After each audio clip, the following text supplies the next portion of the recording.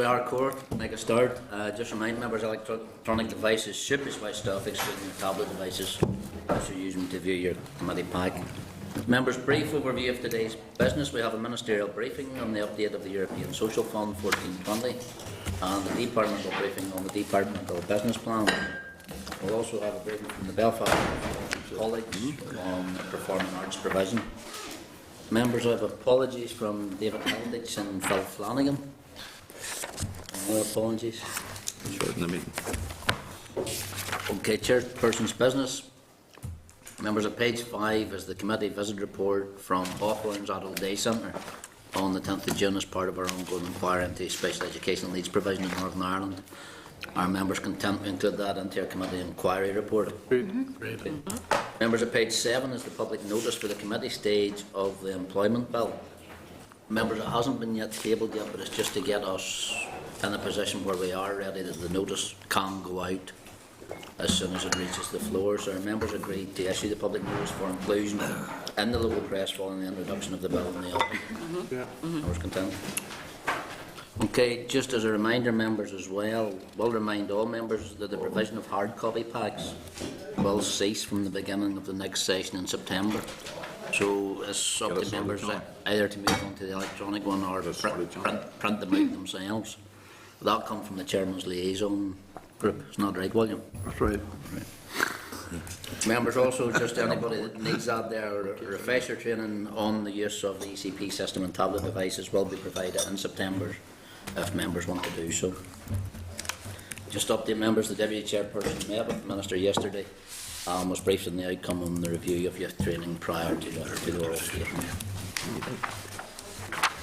Members, draft minutes of the meeting on the 24th of June are at page 9. Members agreed that those were a true record of that meeting. Great. Intended I say now.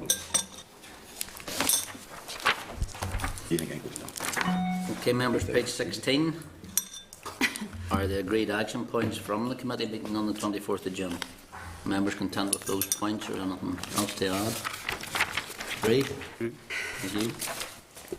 Members, correspondence from page 21 of your packs and also tabled. Points to note, page 26, members, is correspondence from the Ashton Community Trust regarding LEMIS and ESF funding. Members, it's there. I suppose it's timely that the Minister's coming up in front of us in a few minutes' time, so it might be worthwhile if you need to reference that as well. Page 40 is correspondence from the Clanroy Group inviting the committee to visit Slieve Gullion. If members are content, we'll defer that to our away day when we discuss our priorities for the next session. Put that into the bag then.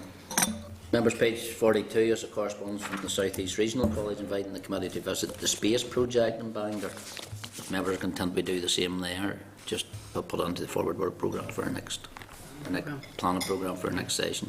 Okay, what's the space programme? It's where the performing arts has now been delivered by Cirque. So there was a lot of the Belfast Met pupils were signposted to there, so it's them trying to show the committee what they're now providing for those displaced. It ties in with our third briefing today, Anna. So. Okay, members, on page 43 is correspondence from Include Youth regarding the Employability Mentoring Initiative for Care Leavers Week 2015. Members, could I just ask you to draw your attention to page 48 of the pack. If members agreed when we actually got the briefing from Include Youth, we as a committee agreed to not just host them in an event in the Long Gallery, but also take one of their members as a shadow for that day. The programme is there. It will be on Wednesday the 21st of October. Tuesday to shadow us as MLAs arriving on the meeting. The committee agreed to do that, so we'll put more detail and more meat in the bone on that in the new session. Members on page 47 and 48. Members content the shadow on the Tuesdays from 10 AM to 3 PM, so it's we can do it as a group. Members content? Yes. Yep. Okay, thank you. Members, on page 92 is one invitation. If members wish to attend any of these events, can you please inform the committee staff who make necessary arrangements for you.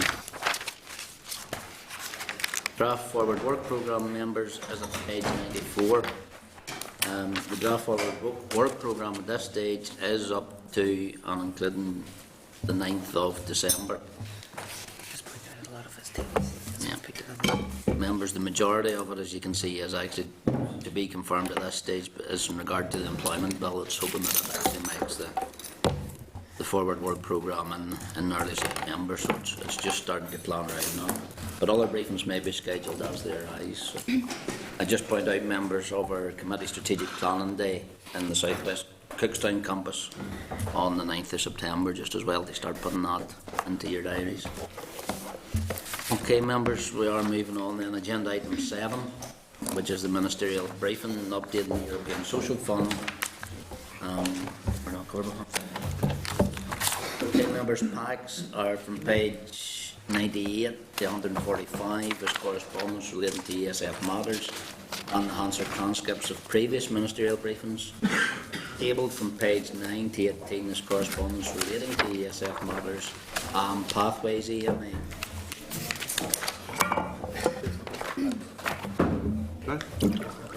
Remote.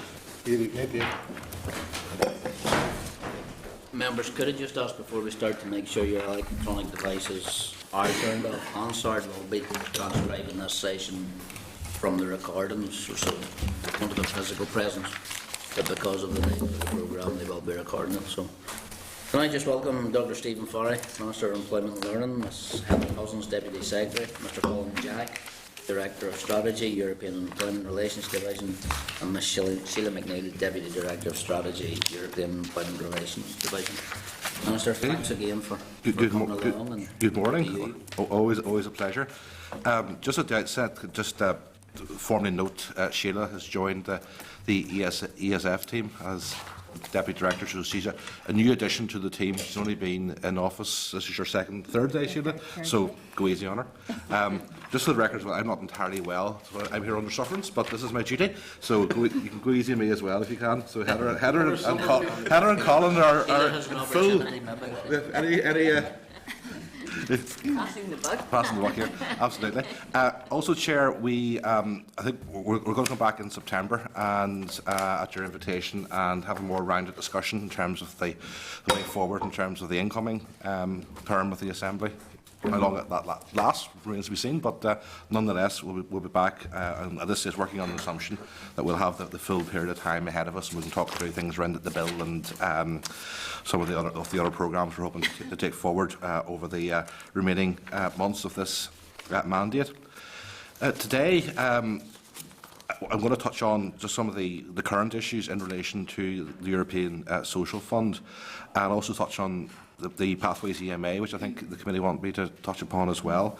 I'm also conscious that you're seeing BMC later on to talk about performing arts issues, and there's some correspondence outstanding.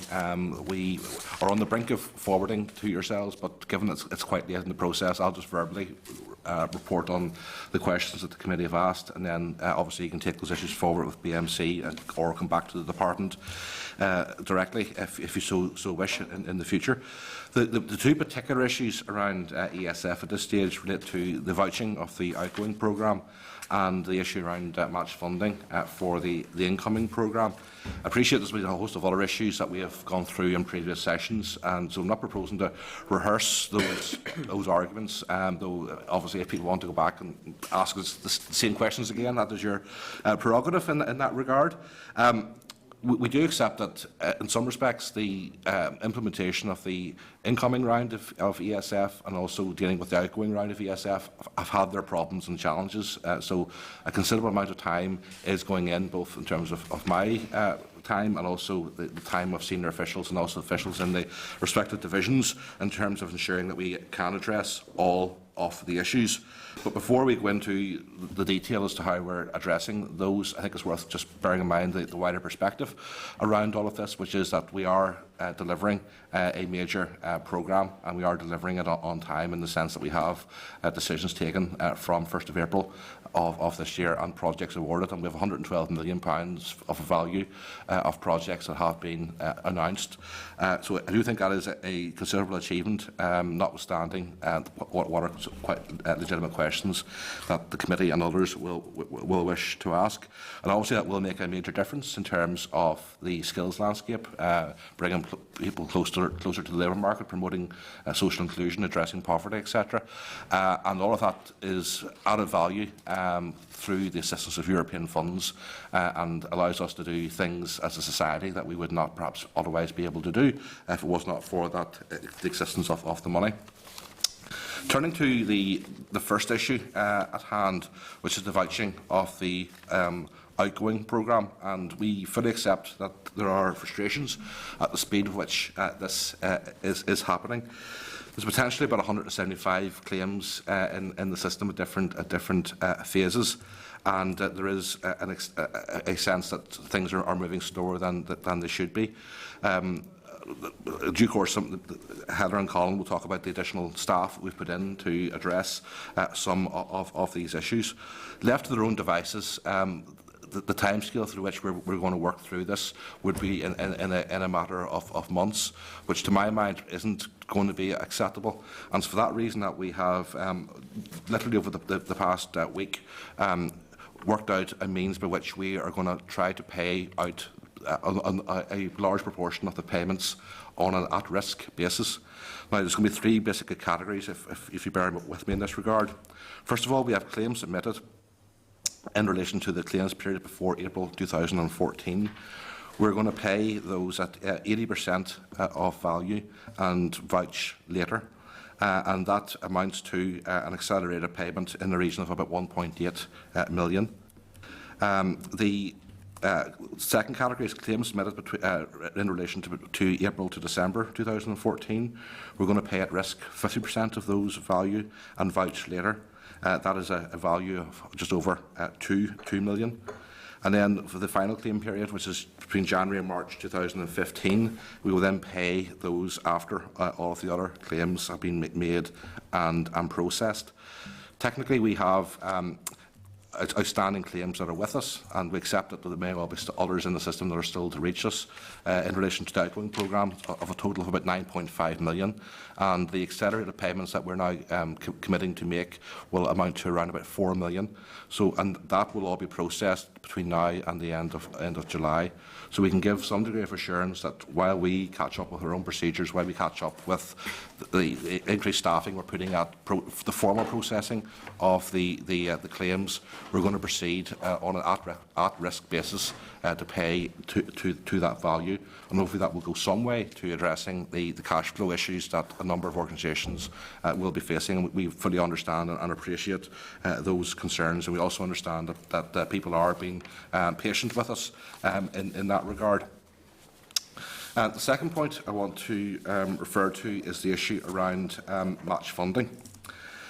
You appreciate that DEL itself provides the 25% match funding. The overall breakdown in terms of projects is 40% European Union funding, 25% match funding which comes from my own department, and then 35% match funding which normally should come from other sources, which may include other government departments, other statutory agencies. It could include the private sector, or it could include organisations self-funding, or indeed there may well be other sources as well. Outside of the context of the Disability Employment Service, and there's some very particular reasons which we'll come to in that regard in a moment, my department has not traditionally provided that 35% match funding. However, we are conscious that there are greater pressures falling on our department in terms of requests that we have received for that, which in part reflects the pressures that organisations are feeling elsewhere in the system. The fact that maybe some of the more traditional sources of funding are now drying up as different departments, different agencies, district councils wrestle with some of the budget cuts that we're all facing up to. So we are seeing that enhanced risk and that coming through in terms of increased demand for us. Beyond that as well, there may well be a situation where we see a greater number of projects being unable to secure match funding and taking the decision that they're not in a position to accept the letter of offer, or not, or at some subsequent stage are not able to proceed because they're unable to identify the match funding. What we are proposing to do in that regard is in relation to the requests that have been made to us. We are proposing, in relation to disability organisations that have made a request to the Department for match funding, to fund them up to 100% of the requests that have been made to us. So there's 15 organisations in that respect. 6 of those are asking us for the full support. Others have partial access to other sources of match funding. And to be clear in that regard, Chair, we have an existing baseline budget for match funding in relation to the disability employment sector. What we have found is that we have bigger projects now being funded under disability. We have more demand for match funding in terms of disability provision. And given that we have a commitment to working to do what we can to assist those who are most vulnerable in society, I think we would all agree that those with disabilities are some of the most vulnerable. We are making that commitment. In doing that, we are going beyond what is our baseline. So against the head, in terms of, if I want to go in terms of your rugby analogy, we are committing more resource to match funding for disability organisations than we have in our budget. So we're going beyond our current budget allocations for this purpose, which means a reallocation from other areas in the department to do that. But that is the commitment that we are making in that regard. We've also have received a number of requests as part of the application process from organisations under both the NEETs subcategory and also the unemployed stroke inactive subcategory, and we are proposing to resource them up to 70% of what has been requested. In some cases, again, that will be a full 70% allocation. For others who have access to smaller pockets of other match funding, that will bring them up to 70%. They will still have the option themselves of identifying that other 30% to bring them up to the full 100% allocation. But again, that is us responding to the desire from the sector. Again, we are stretching ourselves in that regard. We have some degree of a baseline budget that can be allocated to support match funding in this regard. But what we are proposing to allocate, again, stretches us beyond what we have in our budget. And that is, again, a commitment from us. The logic behind what we're seeking to do in this regard is to really maximise the drawdown of European funds, because we can have debates about moving money from one category in a budget to another category in a budget.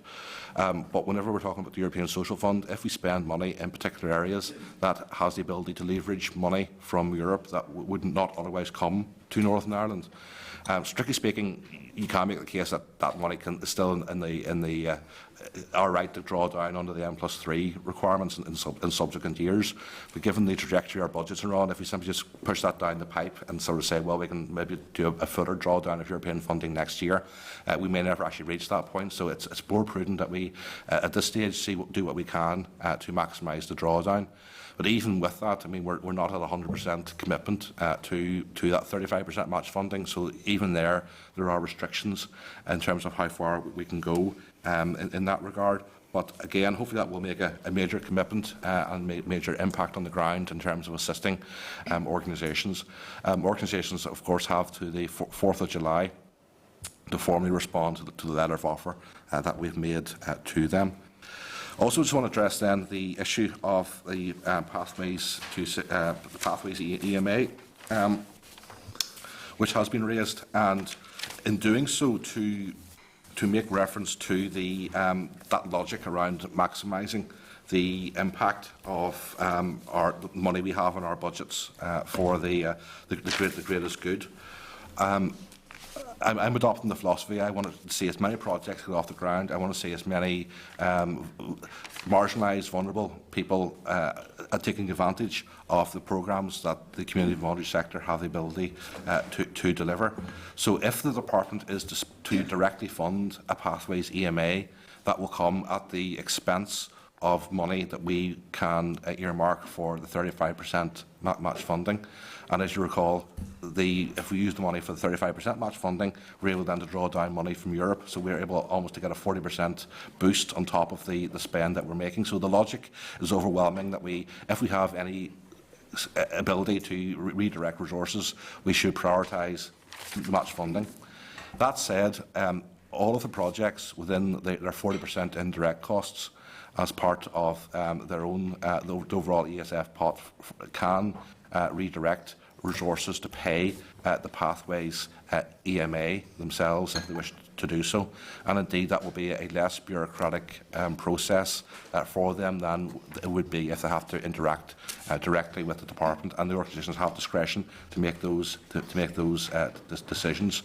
And certainly, we would encourage them to do that. We feel that in terms of the greater good of the greatest impact, we feel that is the most logical way to approach this, and that way we will cover more people without necessarily losing the ability to actually pay a Pathways EMA.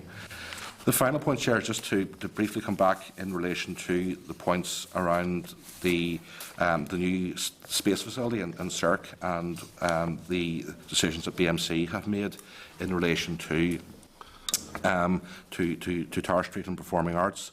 Just to confirm that we have allocated an additional 300,000 to CERC to support the new facility.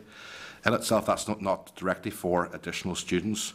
However, CERC has a MASN in relation to higher education places, that would be HNDs and HNCs, as well as foundation degrees, which was not fully utilised last year. Now, normally, when we see places unfilled, we would do a redistribution across the 6 colleges. However, that has not been the case in this regard, and that we have agreed that those places can remain with CERC. So, in other words, the headroom exists with CERC and the new facility to accommodate students who may be displaced in terms of BMC. So that's how that issue will be addressed. And there are discussions ongoing between BMC and CERC at a more detailed level in relation to matters, and no doubt you can address those to Marie-Therese whenever she comes before the committee later on this morning or this afternoon. Okay, Chair, that's the update, and happy to answer your questions. Thank you very much, Minister. If you don't mind, you've given us 3 sort of main topics there. There is ESF, EMA and BMC CERC. So if we take members, those are 3 different rounds of questions. I think I'll leave it a bit tidier That's better. for everybody. I suppose, Minister, ESF has been problematic, and I think your interventions and senior officials' interventions have shown the concerns that there has been in the process of this. The payments, and I know you're proceeding with payments at risk for the last programme coming to an end, that's putting an awful lot of organisations under extreme pressure because they're trying to finalise staff, they're trying to finalise programmes. July to receive up to the 50% outstanding or the 80% outstanding, and then nothing from December on. Is there nothing the department can do to facilitate those payments quicker? Well, what we've done, and maybe bring in Heather and Colin to directly address what we've done in terms of additional staff that have gone into the ESF Managing Authority to process all of this. We are almost working in a parallel process. We're doing what we can to accelerate the formal process, which involves vouching and then quality assuring the different claims that are being made. And realistically, we'll probably have about 50 of those that we're on schedule to progress and finalise by the end of July. But in terms of the tail in that regard, realistically we're talking about the mid-autumn, probably October into November, before all of that would be entirely addressed. So that would be our, in some sense, long stop. Now, I'm accepting in that regard that is too long to wait for a lot of organisations. So what we're doing is trying to then accelerate payments at risk. Whenever I use the term at risk, the risk is to the department rather than to the organisations. So there shouldn't be any process involved for the organisations in that. It should be us simply recognising what's in the system and allowing that money to proceed to them. And we have set the criteria around how we're going to make those decisions in terms of claims. The reason that we're leaving the final claims to the end is that how we will manage the risk is that we, until we actually formally vouch the last claim, we then have the ability to stop. So if we find that there has been an issue where with the quality of the paperwork we have received, where we have already paid out on the at-risk basis, we then have that ability to address and compensate and to protect ourselves. So that's how we're managing. But we're happy to work within those parameters. At this stage, Heather and Colin, do you want to maybe just address both the issues of at-risk and also then the staffing increase that we put into the managing authority? Yes, certainly. I mean, we would normally anticipate towards the end that we would have a lot of claims coming in and additional pressure. So we have put in 10 additional staff at a range of different grades to be able to speed up the vouching and the quality assurance processes. The quality assurance process had to be augmented because of our audit issues that we had, and this led to the backlog. So that's why we've put the additional resource in to ensure that that happens on a speedier basis. Heather, in regard to the audit issue, is that the disallowance or the suspension from Europe? This was in relation to our internal audit that expressed a limited opinion over the management controls in the system, and yes, that did lead to our interruption. So that led to the backlog. So we're addressing that with the additional staff. Is interruption from Europe, has that been lifted? Is that the interruption has not been lifted yet, but we have a plan with the Commission, and we've just recently received a letter back from the Commission to accept our proposal for substituting the training for success allowances, was it, Colin? Yes, it's substituting some of the expenditure that we had planned to claim from the programme with expenditure on the Training for Success programme, in particular programme-led apprenticeships. And so at a policy level, the Commission has accepted that that's a legitimate thing to do within the criteria for the programme, but we still are completing the correspondence and engagement with the Commission on the issue of the interruption and whether our action plan is satisfactory from an audit perspective. There's the 3 strands, wasn't there? That's strand 2 or 3, wasn't it? No. Yeah. Just to explain what that means. Basically, we are seeking to use the money that will come from the Commission will be channelled into different programmes that are being used to formally claim and draw down the money from the Commission that we are entitled to draw down. We are paying out the outstanding claims in relation to ESF from departmental funds, so we're in essence flipping. So you're drawing, you're drawing European money to pay departmental programmes. TFS has been part of the operational programme in relation to the 2007-2013 programme anyway. So it's not something a mainstream departmental programme. We're in essence shifting how we're drawing the money down into new territory than was previously indicated. The Commission are content with that direction of travel. We're then, in essence, paying the outstanding claims from the community voluntary sector programmes out of direct departmental funds. However, we are required to vouch those to the same standard that we would do in terms of the direct claims from the European Commission. It's a messy process. It's messy, but what it does, it allows us to keep the money flowing. So that's the primary consideration in all of this. And we have set all of this up as a project, an improvement project, and this is why Sheila has come in order to lead that work. So we have different strands. Part of it is addressing the issues with the community and voluntary sector expenditure. Another part of it is putting in place the claims for the Training for Success going to the Commission. And so we're working on all different fronts. And there's been a lot of progress over the last couple of months. I'm fairly satisfied with the way things are going. The additional staff have come in from other parts of the department that had experience of vouching on different programmes that we had before, the SIF programme and community family support programmes, so they can hit the ground running in terms of vouching, and that's working well.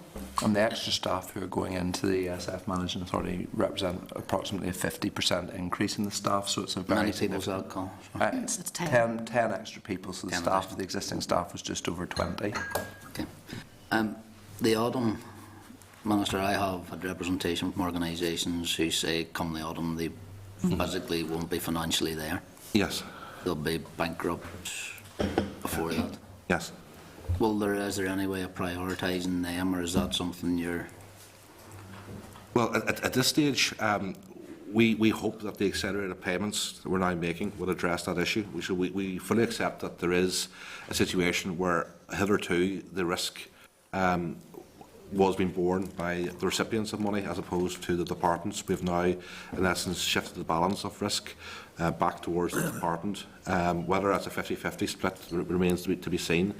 But my hope would be that the payments that we are accelerating, which amount to close to just under half, with 4 million out of about 9.5 million pressure, will go a long way to giving some assurance around the cash flow issues.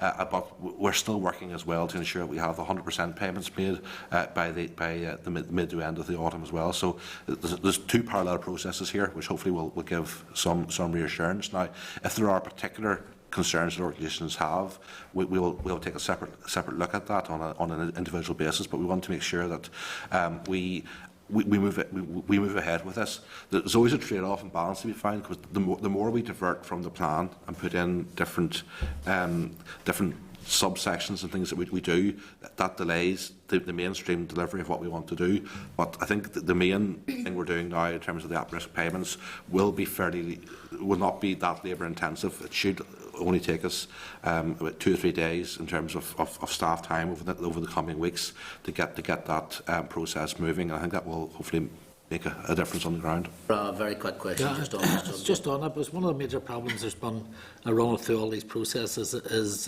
communication. Yes. And in terms of the at-risk, what lines of communication will be open to groups to take them through how the money is going to be paid, what it is for, and what the difficulties they may face in the longer term? Absolutely, and except for that, I mean, there's always a trade-off between communicating what we're doing and doing, and that's the problem we have. And if I can accept on behalf of the department that I think we have maybe not put enough focus on the communication issue in hindsight that we should have. But Colin, do you want to address how we're going to communicate this issue with We are the organisations? sending a communication today to all the organisations in the current programme to tell them precisely what we're doing in terms of accelerating these advance payments at risk, and also setting out what we will be doing to address the complete backlog of payments. So they will be getting a communication from us today. And can you make sure every committee member is copied in on that as Absolutely. well? Yeah. Sure, sorry, I'm sorry for it, but it's important, and I know that the best will in the world, when communications go out, the way it is drafted sometimes causes more confusion than anything. Would it not be better not only to send a letter, but given the level of bringing the groups in and sitting, because a lot of us will have follow-up questions on how they work with it. So it's important that there's face-to-face meetings with these I people. accept the premise of what you're saying, Fra, but can I say it, rather than the officials jumping in and say this, that will be very labour intensive to do, and that will be at the expense of actually delivery. And I think there's a balance to be found in this regard, and I think it's better that we respond to any particular inquiries that are raised rather than doing a blanket, let's have a meeting with every organisation, because that's what we're doing through the vouching process. We have a schedule of meetings set out over the next number of months. Bring in later on. Yeah. Okay. Minister, moving on.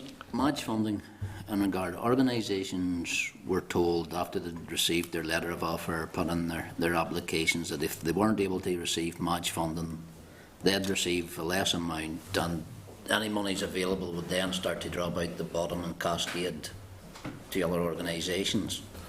Will that still happen?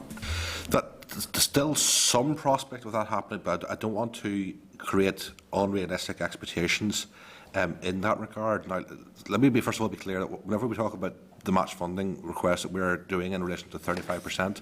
That is in relation to organisations that have approached us, and we have sought to respond to that as best we can. And again, this is against the trend where other sources of funding are drying up. So we're, on behalf of the government as a whole, bearing perhaps a disproportionate burden in relation to trying to make this happen and trying to make as much of this happen as we can. The second thing is that we will want to do all we can to get those projects that we have announced to date and that we have awarded funding to get them over the line. So we will work with them to see what has to be done, including potentially any modifications to schemes to allow that to happen.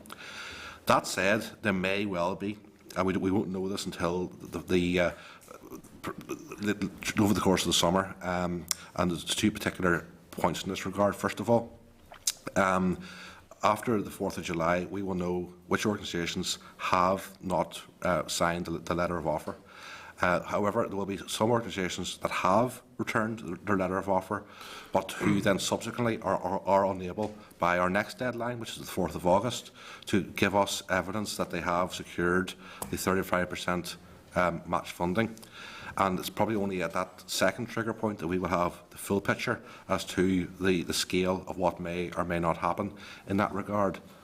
The third thing that we have to then bear in mind is that whenever we talk about, first of all, the 25% pressure to match funding, that the department itself is currently overcommitted in that regard, and also in relation to the 35% that we've announced today in relation to both the disability sector and then secondly towards the needs and also unemployed and inactive sectors, that again we're overcommitted. So what I mean by that is that we are allocating money that we, strictly speaking, have not budgeted for at this stage. Now, we're doing it on the basis that we are factoring in that there will be a certain degree of under-delivery that will allow us to live within the budgets that we are fixing. Or at this stage, or not fixing, but setting it at this stage. Now, in the event that we do see, regrettably, some projects not proceeding, in the first instance, we will need to address what is our current overcommitments. Now, it's only after we go through those processes, and if in that event that there is the resources available, that we can then return to the lists that will remain live in that regard. So, in brief, there is technically, yes, a route by which organisations may yet receive a letter of offer from the department. However, we have a number of different checks that we need to go through first in terms of ensuring that what we have announced to date in relation to this can be delivered, and not least in terms of our own budgets. Just to clarify, I probably should know this, you're saying about the organisation who are approaching you for match funding.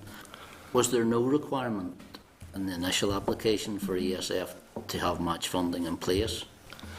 Well, organisations would identify where they're going, but they have some discretion. Heather, do you want to just elaborate? Yes, they were required to indicate where their match funding was coming from. So if there's organisations approaching the department now asking for match funding? No, it's only the ones that approached us at the application process. At that stage, there were a number of organisations approached us. Anyone who came subsequently isn't included in the list of the ones that we're now intending to offer match funding to. So what was the criteria that allowed those organisations to apply to the department for match funding that wasn't open to all the organisations? Traditionally, we have provided match funding on the disability side because they are delivering services that no one else delivers. So that has been custom and practice.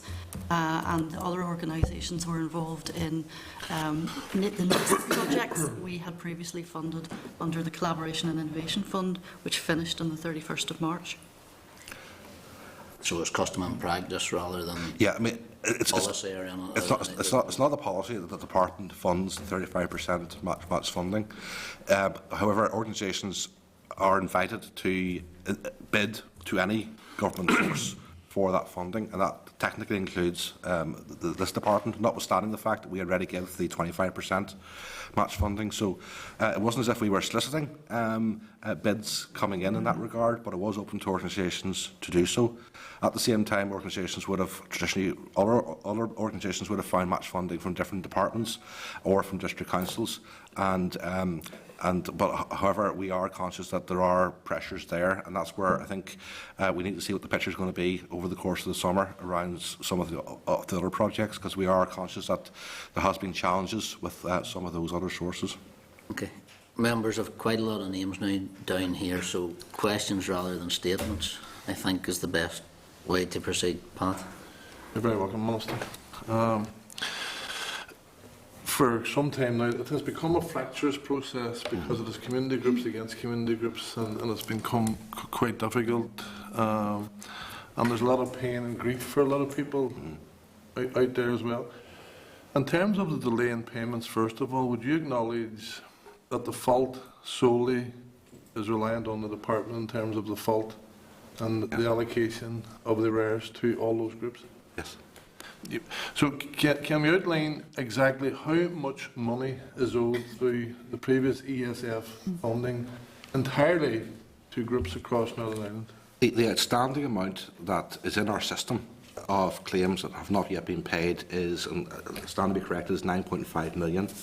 There may well be other claims that may still come through at this stage. That is the current amount. I have a letter here from Disability Action that says on behalf of 13 ESF groups from the previous EF funding, they're owed 12 million alone themselves. Yeah, well, some of that may not yet be claimed, and it may not be just us that the money is coming from, because in the context that whenever we pay out, shall we say, so take an organisation that receives the 40% from the Commission, 25% from us. Yeah. Well, so whenever they receive the payment certificate from us in relation to those, they're able to access the funds from the 35% match funder. So that's why I can understand that you're quoting a figure that may well be in excess of what we're citing. That would be the reason why that is the case. Yeah, because if that's only, this is a letter we received as a committee, it wasn't a letter I got, and it's a letter to yourself, actually, Minister. A meeting was held, 13 ESF groups, and an ESF programme was in the 31st of March. We are now owed 12 million. Yeah. 12 million. Yeah. So I think for future, you may have it now, we've all put in written questions and we're getting different figures at different times, and there really is a poor response in terms of that. If these figures are accurate, and I can only take it for granted there, would you not accept, Minister, that all of this should have been predicted in terms of the process? Even leading, like, we were talking about these payments due for months now, and it seems only in the last week or two that there seems to be an accelerated process from your department, which we welcome, and I most certainly welcome. But the difficulty now, I'm sorry, I'm going to do a sort of a rant, is that there's a number of groups, and I'm going to quote yourself, in the chamber you said you restored integrity to the process of ESF, and I welcome that and I accept it. But a lot of the people at the present time, the groups and individuals, have lost their integrity because of the pain, the suffering. We have groups telling us and individuals that the HM revenue are after them. We have been told that the pension regulators are after them. We've been told that they have staff who haven't been paid in months. This is absolutely a sham. And I have to say it, Minister, and I'm not directly saying it's your responsibility, but you're leading the department that have made a hames of this and has caused so much suffering, distress to so many sectors who provided excellent work for us in delivering programmes for you. But let me say, Pat, yes, we accept that the balance of responsibility for the current situation lies with the department. The only context in which the community voluntary sector could ever be at fault is in the context where claims are not properly submitted, or there are problems with claims that would cause a degree of delay, and that would not be the case in many instances, because a lot of organisations are very experienced in terms of what they're doing. The issue, from our point of view, is not one of lack of planning around this, and not anticipating this situation was going to be arising. It's more an issue in terms of the interruption and audit issues. And again, a moment to bring Heather and Colin in to explain exactly the context as to why this is happening at this particular time, and has the air of being somewhat chaotic and not being properly planned for and anticipated. The second thing I would say is, we fully accept that there is an ongoing challenge in terms of organisations around cash flow, and that has knock-on implications. Also, if you are smaller organisations, that impact is ever more proportionally harsh, and that's why we are acting now in relation to the accelerated payments. From my point of view, it's not acceptable for us to take 6 months to channel all these payments out. At that stage, people may be disappearing. That's why we've pushed the envelope to see how far we can go in terms of at-risk payments. And we have taken legal advice. We checked things out. That we're on sound footing for doing this, and hopefully those payments will make a difference. It's not 100% of what's owed by any means, but that is going to make a difference in that regard. So maybe just invite Heather and Colin to maybe explain the context as to why this is happening at this particular point in time. Yes, I mean, the main reason for the backlog accumulating in the way that it has is the audit issues that we have faced and the need to put in place new processes and procedures and training for the teams, and that is all progressing and is actually progressing very well at this point in time. I suppose one of the key issues that we have faced up to is that we really did not have particularly good management information about what was in the system. So we now have a thorough within the branch that's doing the branch that's doing the verification visits and so on. So we now have comprehensive information on each organisation, what claims are in with us, how long they've been in with us, and we can move forward on that basis and have it properly monitored. And we have, as I said, we have extended the teams so that we have more officers actually out doing the vouching visits. We have expanded the quality assurance teams, and we have also negotiated and worked very closely with audit to ensure that we have revised processes that are pragmatic moving forward. And so there's been a lot of work done to improve this. So going forward, we will not be in this position. Yeah. We just need to get this backlog cleared. And Heather, just because, unless we go through this painful process of ensuring that we are now making claims fully in compliance with what the Commission expects of us, we will not be getting the flow in terms of the incoming programme until we have satisfied the Commission that we're doing everything in line with procedures. Yes. So that's why it's an audit issue. Our procedures have been identified as not being sufficient to meet the requirements set in relation to payments. So we've had to retrain staff in order to ensure that we are compliant. This is creating a lot of difficulty in the short term, but unless we go through this process, we won't be able to actually deliver the incoming programme in terms of the payments. Could I just ask a further question? Because it really frustrates me when I'm talking to people who feel that their character, their respect, their standing outside this house and for the work they've done is now being stained quite badly. And they believe they're being treated shabbily and hurtfully by yourself, Minister, and by the department, even in terms of meetings that they've had. And they're still not clear, and they have concerns over the previous process that they're not happy with. And I don't want to revisit that again because the Chair probably wouldn't permit me to do it. But there's the hurts there because they're facing a situation where the redundancies, they haven't paid staff in months and months. They don't know whether they're going to get the redundancy money. So how are we going to get a reconciliation to those and giving a bit of acknowledgement to the particular work that they've done? Because I have not heard that. And given that they do feel so hurt and stressed and de-stressed at the present time, and I'm finished with this, Chair, you'll be happy. Can you tell us now exactly when all the payments will be made in respect of ESF leading up to March 2015? A conclusion of it, time frame, when it's going to happen. Okay, if I take the first points first, and then Heather and Colin will give the backstop date in this regard.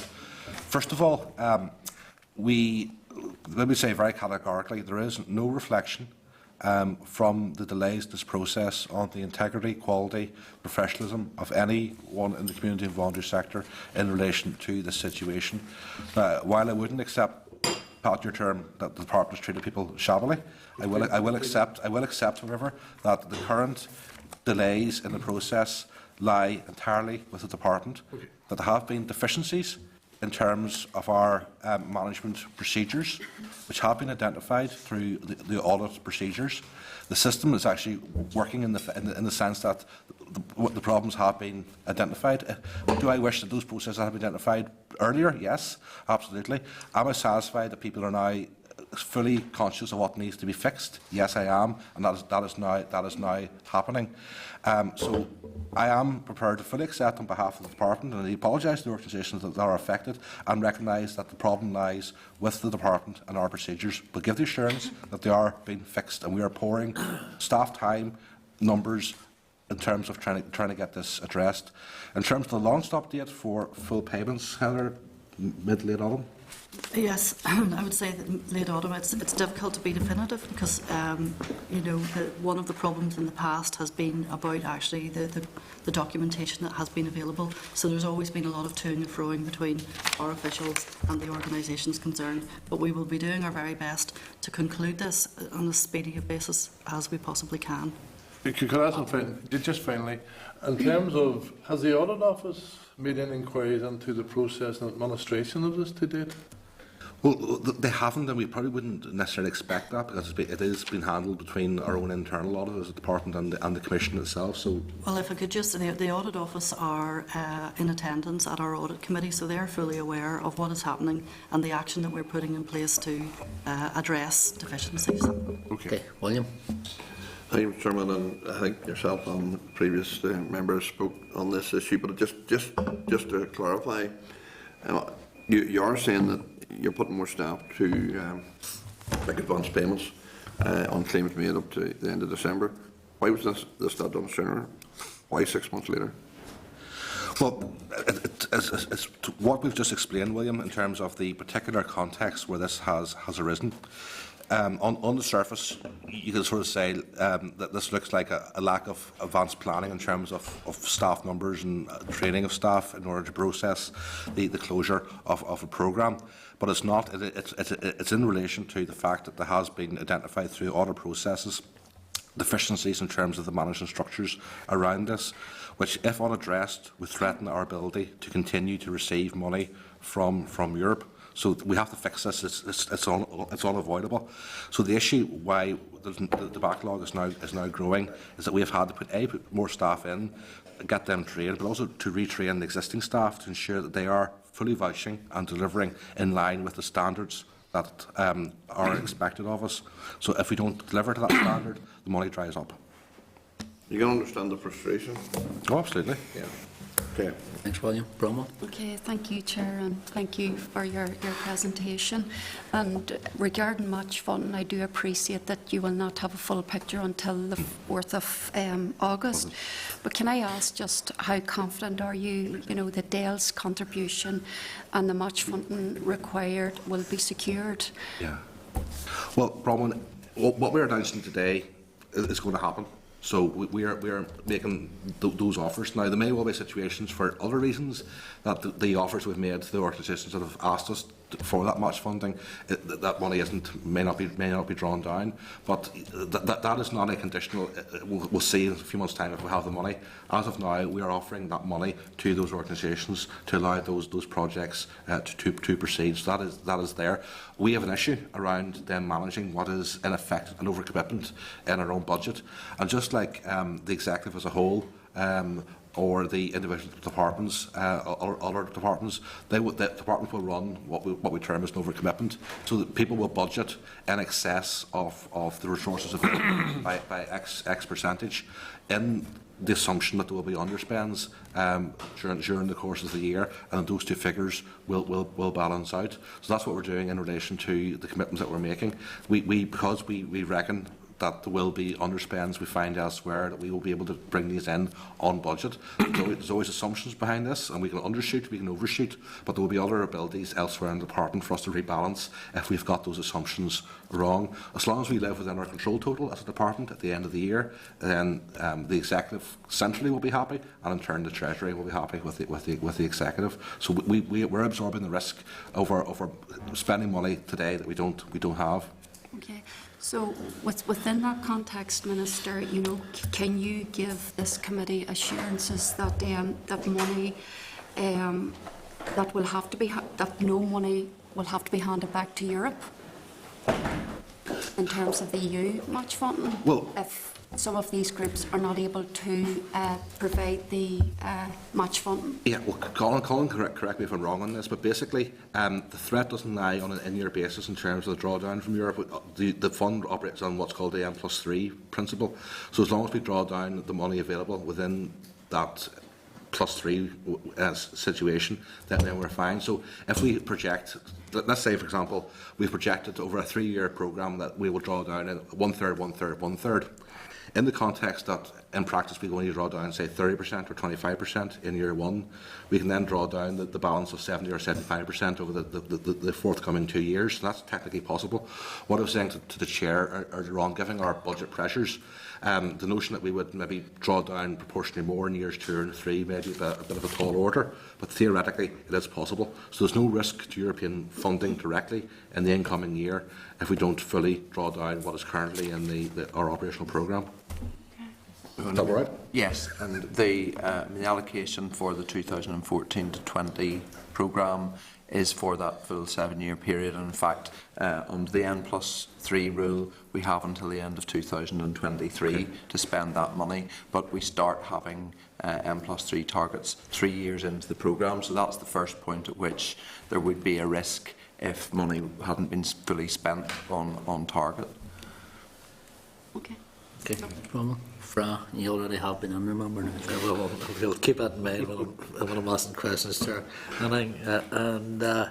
Thank you for the answers up to date. And I think it's been a fairly good discussion. And I have to say it's the first time in a while I've heard a minister admitting that their department has done some wrong in terms of delivery of it. But I think that in terms of the Pathways EMA, Yeah. I think there was a meeting that took place a while We're ago. still on ESF. We're still on the Take another round for EMA. We don't mind. Well, I'll hang back and wait Yeah, all till right. that comes in. Okay. Tom? Yeah, just very briefly, Chair, coming back to the issues that were raised by Pat and the delays and the paying out of the ESF, and obviously there has been a weakness in the department, as we can hear, around audit and procedure issues that didn't seem to be identified too recently. And you know, my problem with this is why was there not some trigger within the department to trigger that there's a problem, there's a difficulty here that we need to be addressing. And the other issue is whenever some group or organisation put in their bill or their receipt for payment, their claim for payment, and some of them, according to this, would have been on a year ago or maybe more, and they went on a claim for payment, they were on a second, third, whatever number of claims were sitting in. What were the staff doing that those payments went into? I mean, there had to be staff and those payments came forward to them. And, you know, what were they doing that they think that, you know, that these claims are just in here, we look at them, we'll let them sit or whatever. Why was there not a concern raised there? And again, who was, you know, for the more senior staff that were in that department and looking over it, why did they not see there was a problem? I mean, this is running on now for 18 months. Some of these claims, I'm sure, has been in for 18 months and still not paid out on. And now I welcome what you're doing and bringing forward to pay out 80% and so forth. But, you know, there's a real feeling, even from senior staff there, that they didn't see there was a problem. Yeah, the questions you're asking, Tom, are fairly obvious questions to be asking as to why things happen in that regard. So we are accepting that there has been systems failures and management failures in relation to the delivery of the projects. You say, why wasn't this caught earlier? And again, that's a perfectly legitimate question. But the issue was, what I want to make clear is, the failures in terms of the processes were caught within the department through our own internal audit process. Now, I think where we can have some degree and maybe a little bit of frustration is that the way an internal audit process works, that they will move between different aspects of how an organisation performs. So they will not every year, every 6 months, do 100% audit of everything. So you end up in a situation that perhaps in 1 year they focus more on one aspect of an organisation, and the second year they look at a different aspect. Even if they're looking at a particular aspect of, even if the ESF managing authority, they may look at one particular aspect but not another in a particular moment in time. But the internal audit processes in due course caught the problems in the system that were deficient, and it's in that context then that things have now flowed to the point where we've had to change systems, procedures, put additional staff in, engage in training. Heather, do you want to elaborate any further on that?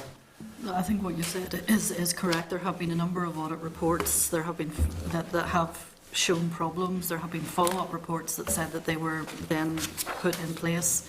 A subsequent report then said there had been a deterioration back to where it was. So this has been a long, drawn-out process of thinking that things had been dealt with and then discovering afterwards that there were still other problems in the system.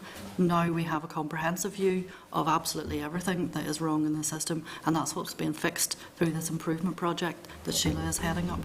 There were also efforts to adopt strategies that would have mitigated the impact of, for example, the shortcomings in management verifications.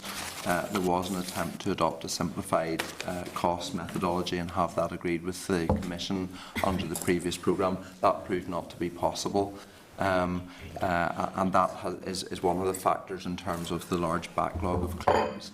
There also was a process put in place to try and make sure that all the claims were checked at a certain level, and there was an issue about the new programme and the competition for that coming in at the same time, which added to the delays with that.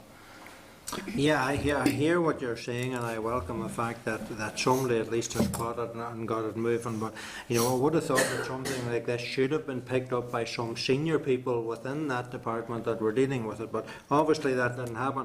One other question is, how can we be sure now that all other programmes that are being delivered by the department, that they're not going to fall into the same scenario? Well, I think first of all, the layers of compliance in relation to ESF around European money are of an entirely different order. The second thing to say is that the concept of an interruption only applies in relation to European money. If we find that, let's say, internal audit flagged up issues elsewhere in the department, we wouldn't be stopping or prevent it from doing certain things until we change procedures. We could do those things in parallel. We've always had almost like a perfect storm where the problems have been identified in the area that's actually prone to the actual interruption. So that's the case where these things have just reinforced each other and created this particular logjam. Now, Tom, there's no absolute guarantee that, like in any department, there will not be other areas of underperformance or management theory or management failure. But the reason that we have internal audit and external audit is to flag those up. But like in any internal audit process, they will operate at a degree of risk management and also around identifying different areas to examine over an audit plan. So any internal audit process will identify those areas that are most risky and prioritise those, and secondly, they will move around different sections of the work of an organisation over different periods of time. So there can at times be a lag in terms of when issues will be checked and come to the fore. Could I also add to that there is a comprehensive internal audit programme, and one of the pieces of documentation that we had to provide to the Commission in relation to trying to get the interruption lifted was assurances over the Training for Success programme, and those assurances were given through internal audit and so on. And our overall level of assurance given to us by internal audit is satisfactory. So the department's programmes are looked at comprehensively, and issues are picked up and dealt with as they arise. And this has been an area of complexity and difficulty over a period of time, and I hope that we are moving towards the end of that period of complexity and difficulty. Okay. Okay, thanks. Can I just follow on something from the Deputy Chair?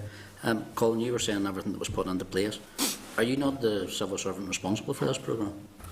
This programme is part of my division. I have a division that covers also employment law, policy on. But that is when you were talking about young people. I suppose some of the phrases used here today, Minister, the department's at fault, management failures, audit report failings have been highlighted where you, and I think it was Heather said, you think it had been dealt with, but when you went back, it hadn't been. Can I ask, is there any civil servant within your department been held responsible for allowing this to happen? Well, what we're focusing on is getting the situation resolved at this stage, rather than necessarily pointing fingers, Chair. Let me put it this way: if I was not satisfied that people were not serious about getting this problem fixed, they were being complacent about getting it fixed, I would be extremely annoyed, frustrated, and angry with people. Now, we have a situation where mistakes have been made, and I'm fully accepting that mistakes have been made, and on behalf of the department, I'm giving an apology to all those who have been affected by that. Now, in due course, we will look to see if there is any individual underperformance, but that is something that is, I think, staffing matters that are probably best addressed internally within the department. Ultimately, I'm here to speak and answer on behalf of the department, and I'm accountable to the Assembly, I'm accountable to the committee, and I'm more than happy to bear that responsibility. But we're here with, and we're giving full and comprehensive answers to all of your questions, and we want to give the assurance that we are committed to addressing the problems fully. Once they've been identified, once they've been brought to my attention, we're moving heaven and earth to get them resolved. Claire? Thank you, Chair, and thanks, Minister, and I'm sorry you're feeling unwell. I don't think I'm going to make you feel any better, to be honest, but this process is ridiculous, really, really ridiculous. You know, I've had people speaking with me this morning saying that they're hoping money's going to get on the ground by September. Now we're hearing mid-autumn and then late autumn. Like, I think these groups are still going to face months and months of uncertainty in respect to this. To be honest, I'm not really buying any of it either. I want to know why. When was the light bulb moment that we realised we were in such a mess? Because I feel a wee bit cheated that we're nearly at the last day of school and we're hearing this. And it's not good enough. You know, like, and you kind of alluded to it earlier in response to something William had said, in that money's drying up from the EU. So is it a case that we've now finally realised that if this money isn't paid out, then we're going to lose other money that we can draw down? And is that a bigger repercussion for your department, that we can't fully utilise the money that we're getting for Europe? You know, is that going to come back on you, that we're not using the money that's at our disposal? Okay, well, just taking the issue, first of all, you raised about money on the ground. I'm not sure you quite picked up what we're saying about the at-risk point. The full outworkings of all the claims, we're working on the basis of a long stop date for that of mid to late autumn. The point of the at-risk payments is that those will be processed by the end of July. So whenever we talk about the payment at 80%, on a 50%, depending upon the time frame in which the bids or the claims were made, those payments will be made by the end of July, and so that amounts to just over 4 million out of an outstanding claims with the department of 9.5 million. So it's just over 40% will be out by the end of July, and that's not the full amount. We fully accept and recognise that. The second point in relation to the threat to European money. What we're doing at this stage in terms of the outgoing programme is essentially shifting what we're claiming from Europe. So already we have Training for Success as part of our operational programme. So we're trying to use it to physically get the money from Europe, and we have a plan that's well advanced in that regard. So hopefully we get that formally confirmed within the next number of weeks. The money we're paying out in relation to the community and voluntary groups on the ground is our own direct resource, but nonetheless we're required to vouch that to the standards that would be the same for the Commission. So we have in effect what is an interruption from the Commission. So there's no, subject to the approval being given to the Training for Success issue, there is no threat to the money from the Commission in relation to the outgoing 2007-2013 period.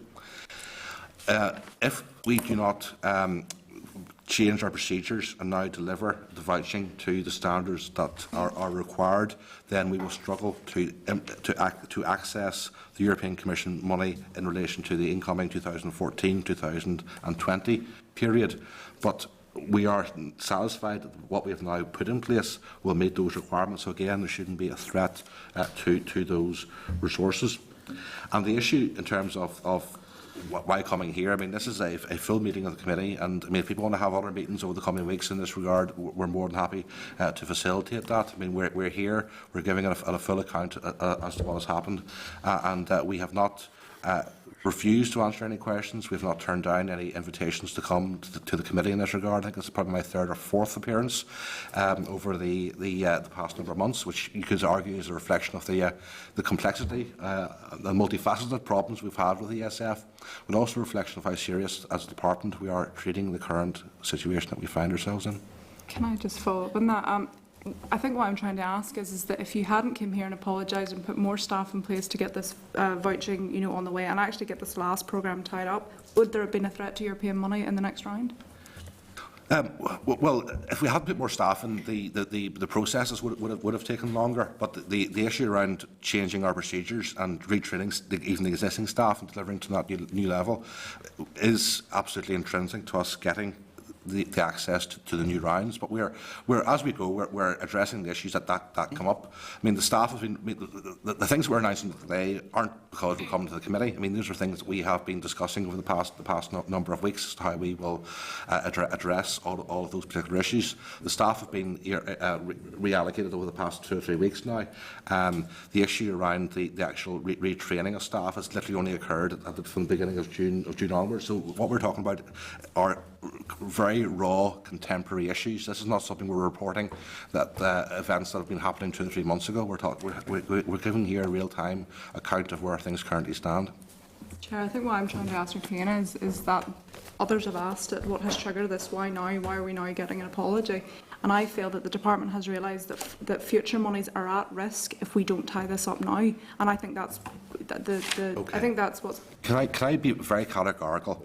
The reason that I have given an apology today is for one very discrete area of poor performance by the department, which is in relation to the payment of claims that are coming in. I'm not giving an apology in relation to a risk of the next round of European funding, because that funding, subject to us changing our procedures, is secure.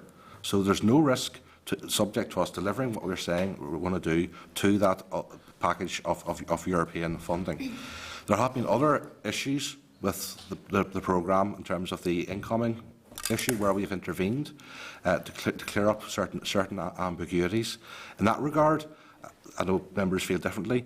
I believe the staff acted with complete integrity around how they handled issues, but there was an ambiguity around how things were being interpreted.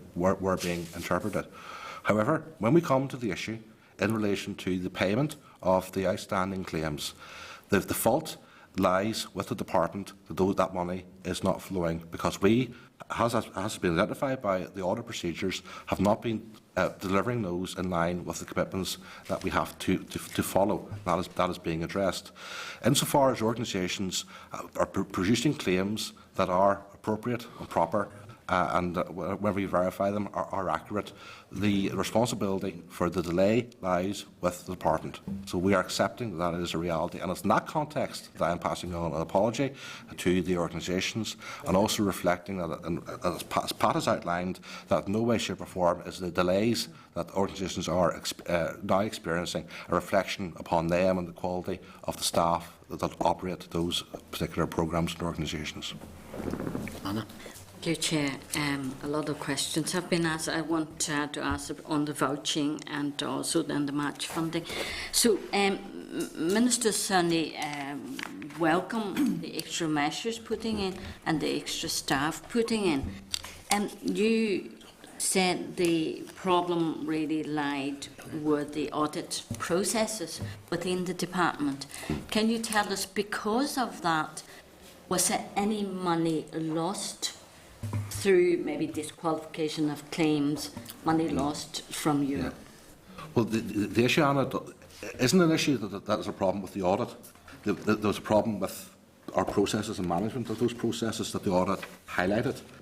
But we have not lost money. We have simply reorientated how we're going to pay the money, but there's delays in relation to the payment of the resources. Colin, would you want to add anything? So there was only delay, it wasn't the loss of money. No, I mean, the problem was with the process of vouching the payments, and there's a checklist that officers who go out to visit organisations and verify that all the expenditure that has been incurred has been legitimate have to go through, and there were inadequacies in the way that that process was carried out. There was an improved process introduced in response to a previous audit report, and an initial follow-up audit report that suggested that the improvement had been made and how that was carried out, but then a subsequent report that found that the practice had slipped back, and that was really the problem, that when there was an attempt to improve the process, which had been in place since the outset of the programme in 2007, that improvement didn't happen in the way that it was supposed to happen, and the systems in place for managers to satisfy themselves didn't work fully either. Okay. Well, Sonny, I was the director of an organisation for 10 years getting peace money, and I know the whole system is really bureaucratic, and it's very disappointing, your effort to try to negotiate with the EU for simplifying the vouching system, the seed. But we have brought in a simplified process for the new programme. Okay. Okay. So I want to ask you, Minister, you said you are putting in 10 extra staff. Is all this delay and working out the backlog, which is welcome, going to delay the next payment for this new round? Perhaps a little bit, but it shouldn't really in practice, because we are not expecting to have that many claims coming in relation from April. Some organisations may have been proceeding at risk based upon the announcement we made at the end of March, beginning of April. Others will kick off whenever they formalise their letter of offer. So progressively more and more organisations will be ramping up in terms of delivery. So we would expect the first claims to be coming in probably late summer, autumn, realistically. So by that stage, hopefully we should be through this process. But there may be, on the margins, some small impact. And I mean, this is a very dynamic process, and we will be reallocating staff to meet whatever is the highest pressure at the time. So I mean, the priority at the moment is to address the backlog of payments. We also have a priority to make sure that we can claim the money from the Commission for Training for Success, because we have an absolute deadline at the end of the year to do that. And then the priority will become paying the organisations that are successful under the new programme. Yes, because I was going to ask you, there is always a time limit to claim previous programmes that's finished in. Yeah. Another question I want to ask is on the match funding. Minister, I mean, DEL is not going to be able to cover match funding for everybody. You've committed the 25%. You're now trying to cover the 35% other departments or councils won't be able to meet. Is that the problem with the process when you're assessing organisations, that maybe we should be a bit more realistic? Well, we have to, I suppose, take at face value what people say. I mean, they are entitled to identify where the match funding is coming from, and sometimes it may not always materialise. And also some organisations will self-fund the 35% as well, and at times people may even shift the balance to self-funding depending upon what happens. This has probably never really been an issue in the past, because we've always been in the context of either steady state or growing budgets. And my department hasn't been the source for the 35% outside the disability sector in the main. We are now in a situation where we know that there are problems out there. We are doing what we can to pick up the pieces, but in that, we are not going to be able to cover all the bases, and we know that. So this is a problem, not just for us, but it's a problem for the wider executive. It's a problem for Northern Ireland as a whole. And unless we have the ability to match fund collectively, then we will be limiting our ability to take what is a wonderful opportunity to take advantage of European money. So where we are today flags up issues, and it's probably worth saying as well, just for clarity, Chair, that what we're announcing today in relation to our match funding can only really be for the current financial year, and that's not to say that we won't repeat it in years 2 and 3 of the current phase of the programme. But given that we budget from one year to another, we can't absolutely give it that cast iron guarantee for other years now.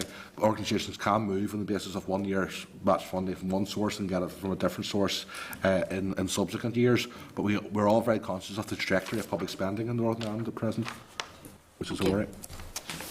Sydney? Thank you, Chair.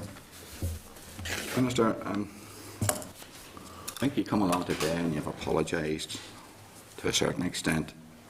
And I think they're probably telling us that lessons have been learnt throughout this process and what you've found. But, you know, when I listen to Colin, I think maybe Heather as well, and it's been touched on here, I don't think lessons were learnt in relation to the internal audit checks. When checks were done, and it showed up that there were failings there within the systems and management. And not only that, were improvements not made, it would appear what they're telling us today, it actually went back as bad as it was again, if not worse. I don't know. But surely there's someone there who failed and subsequently failed the groups and organisations outside because of all this, because that was not acted upon. And Colin, like you in your position, can you tell us why that wasn't acted upon? Why did an internal audit check that showed up something, was it not acted upon in the sense? And furthermore, if the audit hadn't been highlighted this, where would we be here today? They're there to do a job. They did their job, they highlighted something, and obviously it wasn't acted upon. Well, explain that to me. The internal audit report that was carried out in 2012 initially, and then there was a follow-up report in 2013, resulted in a new management verification checklist being introduced, and the staff were trained in completing that management verification checklist.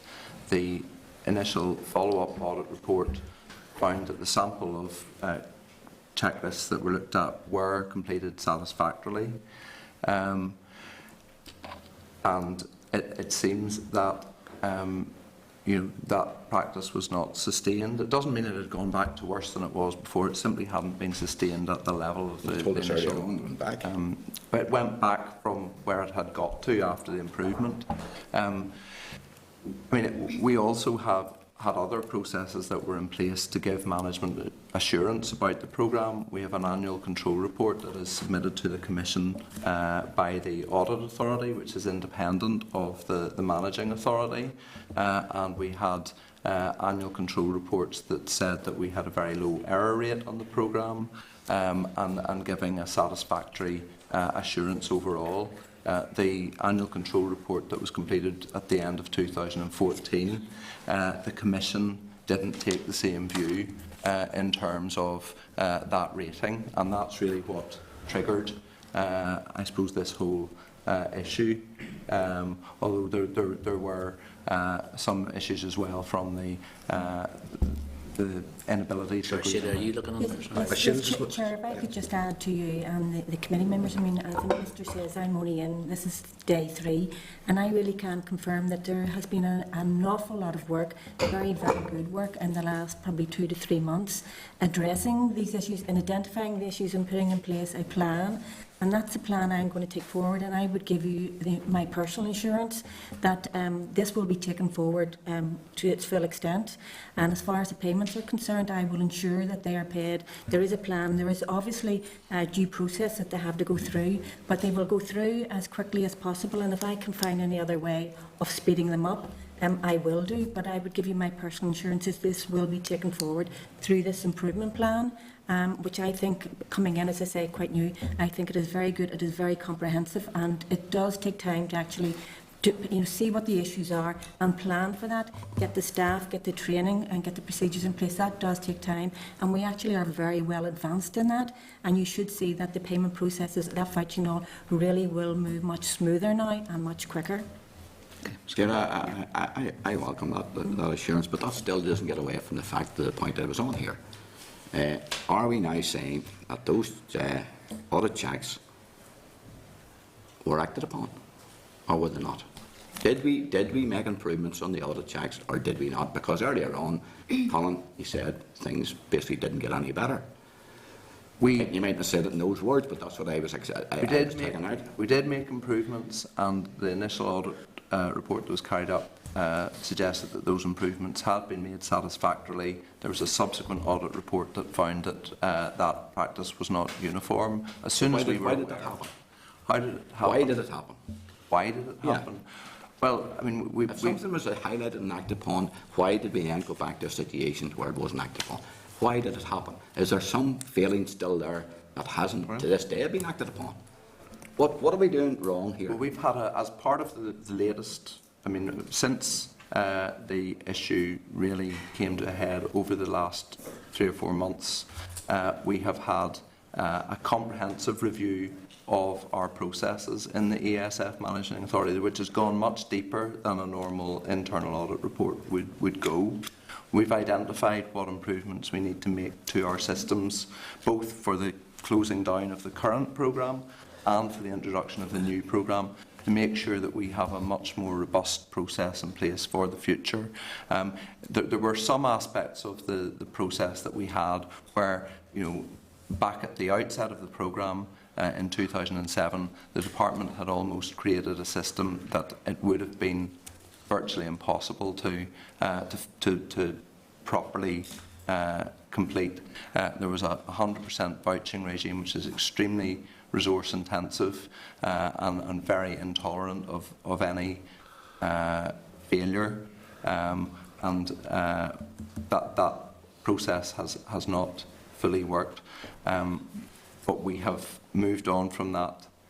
We've adopted a different process for the new programme. We've not adopted a 100% vouching process. We've adopted a simplified costings methodology, which has been specified by the Commission and which we will adopt, which reduces the scope for it not to be agreed with the Commission, and reduces the scope, hopefully, for there to be audit issues with the new programme. So we sought to learn. I think what we're hearing here today is that there were issues there, quite obvious to me, and I'm sure others here, that there's something went wrong here, it wasn't acted upon. And I just hope that that issue has been sorted, and the guarantees and the assurances we're being given going forward. Can I ask, finally, the 10 additional staff, are they now fully trained up on any other staff?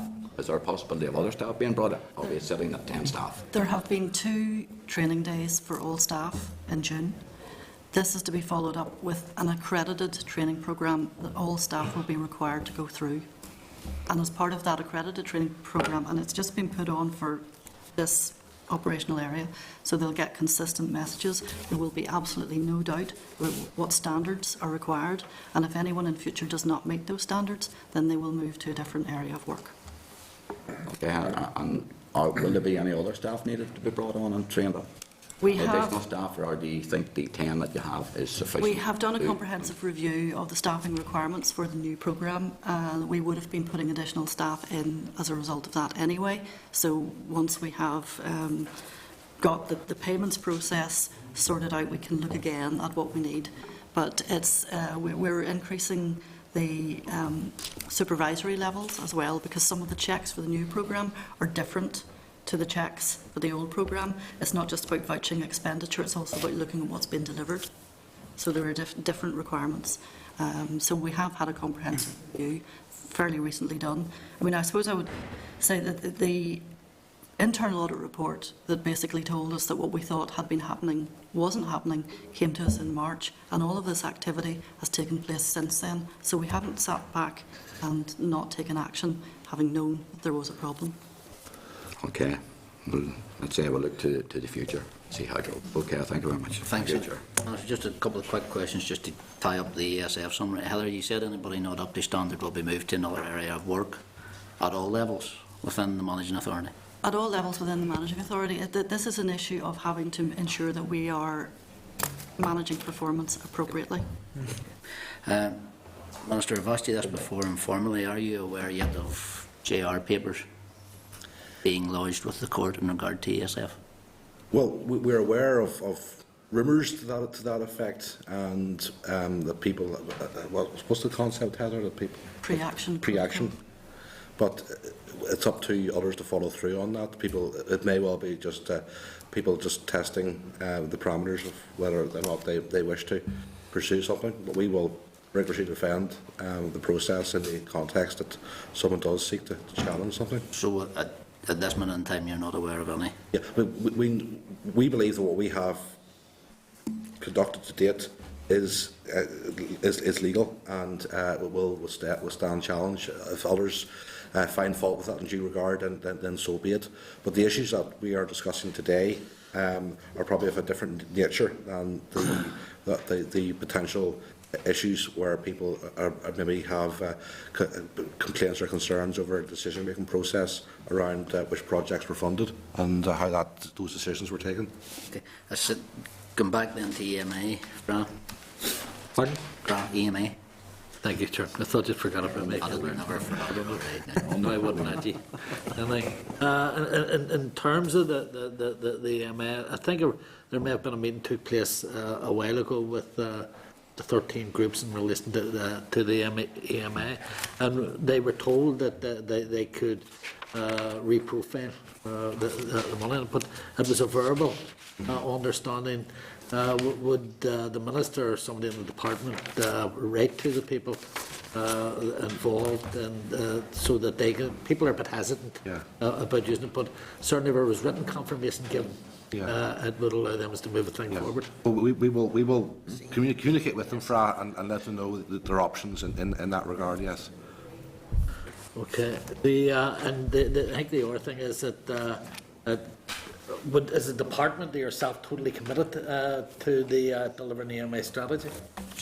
The pathways strategy of the executive. Well, yes. I mean that strategy remains in effect. I mean, this department took the lead in terms of the design of the strategy, but it is an executive strategy. It's not a departmental strategy. The problem where we find ourselves, of course, is that the resourcing of the different elements is at present very much in jeopardy. So our ability to actually deliver the strategy is hampered by resourcing issues, but the strategy remains a live issue. I should say as well that shortly there will be a review of delivery of the strategy over the past number of years. It was undertaken by the Centre for Economic and Social Inclusion, which is a London-based organisation. And Colin, that report should be with me shortly. I have not formally received it, but we can then publish it and have discussions with the committee in the autumn. There's a date scheduled for the committee to be briefed, I believe, in the autumn. Or great. If the date's not scheduled, certainly the intention to do that in the autumn has been lodged with the clerk. So that'll be a review of the implementation of pathways. But going forward, things are difficult. That's be quite blunt about it. But to see, has there been any discussions or considerations given to bring in the core funding the same way as colleges and further education, EMS? So making the EMA core? Yeah.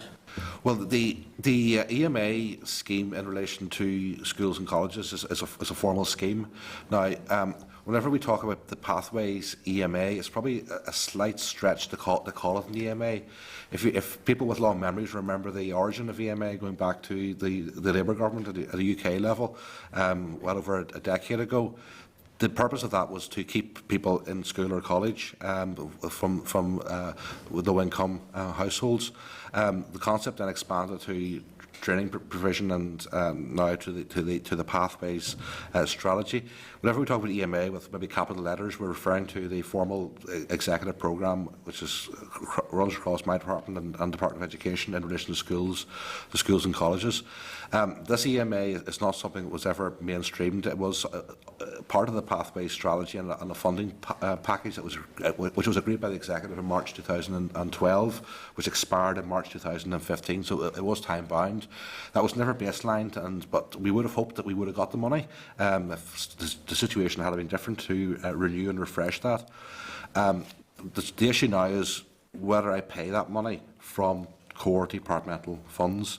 And what I've been trying to explain is that where we have the ability to do things in support of delivery on the ground, in particular for those young people who are not in education, employment and training.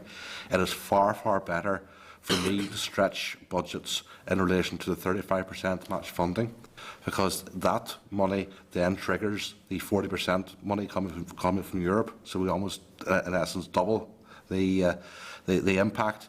If we spend that money directly on the EMA, then we can't draw the money down from Europe, so the impact is less. So if we look at the picture overall, what we're trying to do is to ensure that we are able to support as many young people as possible, but then give the organisations the discretion to do so, and that's much more efficient in terms of money management, and the money stretches further if we do it that way than if we do it directly from the department. Thanks, Minister. Okay, Pat.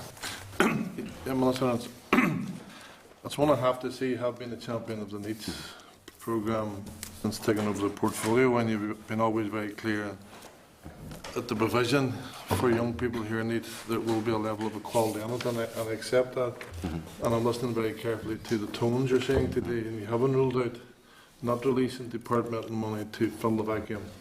But clearly for those groups who have security ESF funding, it was never part of any criteria then or condition that they would have to find the money, because they were on tight budgets and making a bid for ESF. Yes.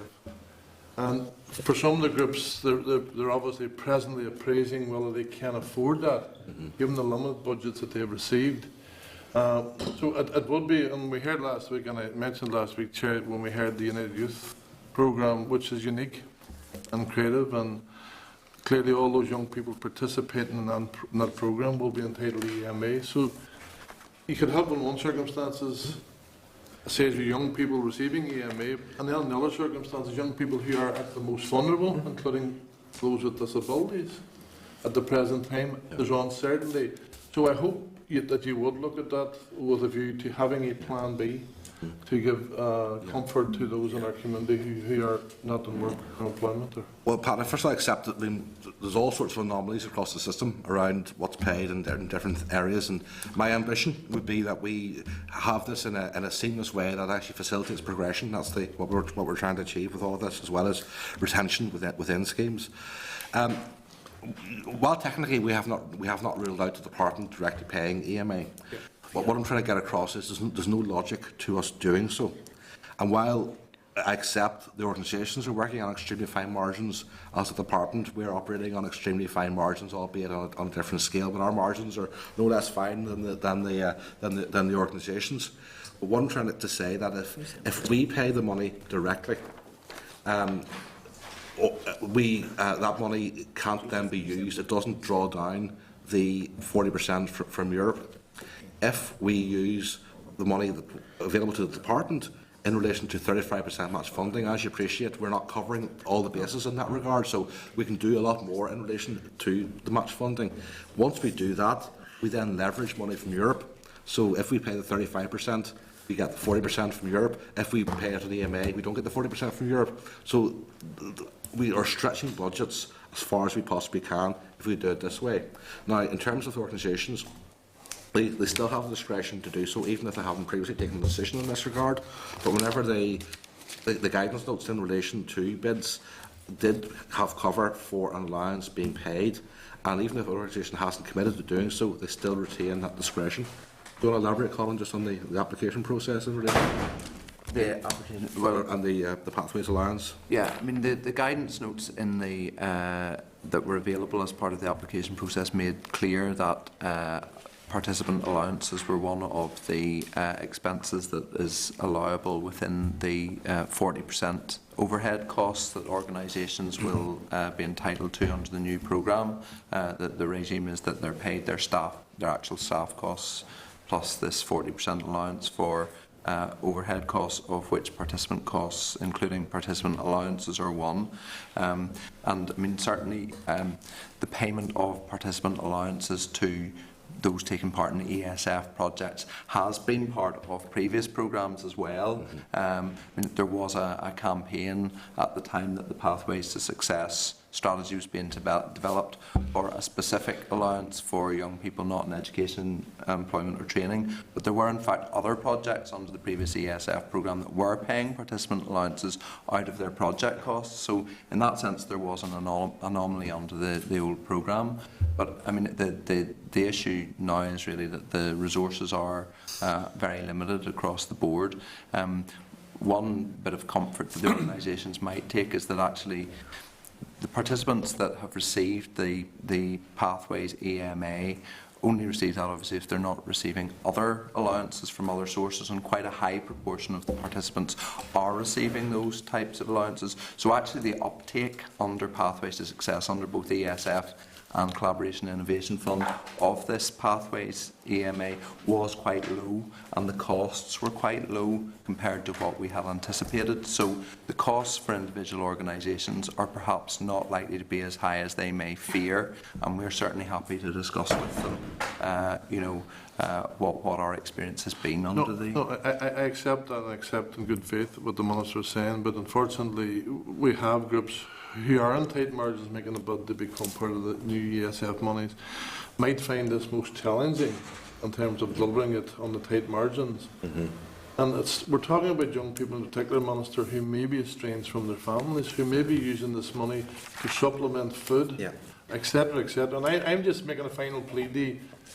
Groups may be able to afford it, others may not be able to afford it. Just don't rule out using departmental money if it's possible. Well, it's not ruled out, but it doesn't make any logic for us to do it, because if we focus the resource that we would otherwise be paying in terms of the allowance to the match funding, we will deliver more places for young people who are not in education, employment and training than would otherwise be the case.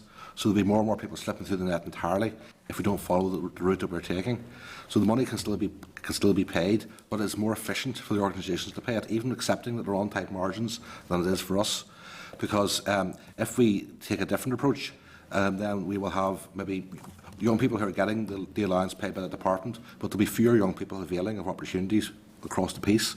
So the greater good is served by doing it this way, because that way we're able to touch more young people's lives and give them opportunities than would otherwise be the case. Thanks, Chair. Claire? Thanks, Chair. I'm a wee bit confused by this, so maybe you could enlighten me. Are we essentially asking organisations to re-profile their matched funding, and then whatever money is freed from that to then cover EMA Pathways? So well, they have basically headroom for about 40% for indirect costs, and they have the option of paying it from that.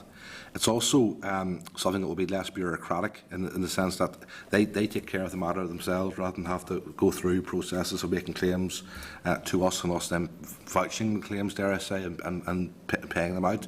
So for a whole host of reasons, it is more efficient. Now, some organisations will have identified that that is something they wish to do as part of the bid that they made. Others may not have done so, but organisations have the scope to do that.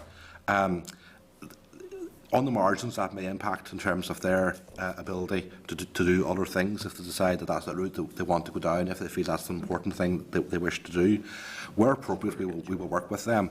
But the payment, because it can be done out of the indirect costs, they don't need to have a rediscussion with the department over what they're trying to do. So while there may be an impact on what the organisations directly do, if we were to directly do it as a department, there'd be an even greater impact because there'd be less funding across the piece for intervention work itself around young people who are in that context. I suppose in terms of organisations, have you corresponded this to other organisations? Those organisations who may be dealing with NEET. Well, it's not a sense that we haven't given a direction in that sense. So at a high level, we have said that we would encourage and indeed anticipate that organisations would do so. But there's no sense of compulsion that organisations have to do this. So we're not, in a sense, going to direct them to do so. But we have undertaken, in response to what Fraz said, that we will communicate this to organisations that they have this possibility if they choose to exercise it. But they don't have to. I get the sense that it's either ESF or EMA, but there's a way of actually satisfying both to an extent, but then that would be up to the organisation. What about those people who are NEET, who maybe don't subscribe to an organisation who want to go down this route? will the department, does it have a responsibility to satisfy their, I suppose, obligation to them in another way? Well, sadly, given the way things have turned out with budget cuts, the only community voluntary sector intervention in relation to NEETs is essentially now through the European Social Fund, because the Collaboration and Innovation Fund came to an end at the end of March 2015. Whenever we have young people in different contexts, for example, people who are on the Training for Success programme will receive an allowance. Those going through United Youth will receive an allowance. Obviously, those who are staying at school or at college will receive an allowance.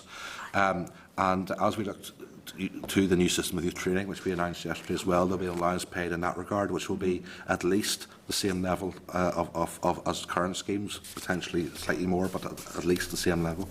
And one last question, don't mind. If you were of mind to continue on Pathways EMA, has the department done any projected costs of what that would be up into 2018? We haven't fully costed what that would be. We had, I mean, you're probably talking in the hundreds of thousands. So I mean, yes, it's not a huge cost, and it depends also on to what extent things were drawn down, and budgets were not drawn down by organisations to the extent that we had originally budgeted, anticipated that they would do under previous rounds. The difficulty I have, even if we're talking a couple of hundred thousand, if we deployed that in terms of match funding, would be make or break perhaps for another project going ahead or not, dealing with those who are in that context. So that's essentially what's at stake. So we can do a lot more with our money through match funding than we can with the direct payment of the Pathways, but that does not preclude Pathways EMA being paid by the organisations themselves, and even if that compromises what happens in terms of delivery to an extent, whatever that will be much less of an impact than it would be if we don't have the ability to match fund to the full extent that we would like to within the resource available to us. Okay, thanks, Claire. Minister, the last sort of BMC Performing Arts and Cirque, and again I thank you for your time this morning. I'm going to defer to my trade here. I'm surprised.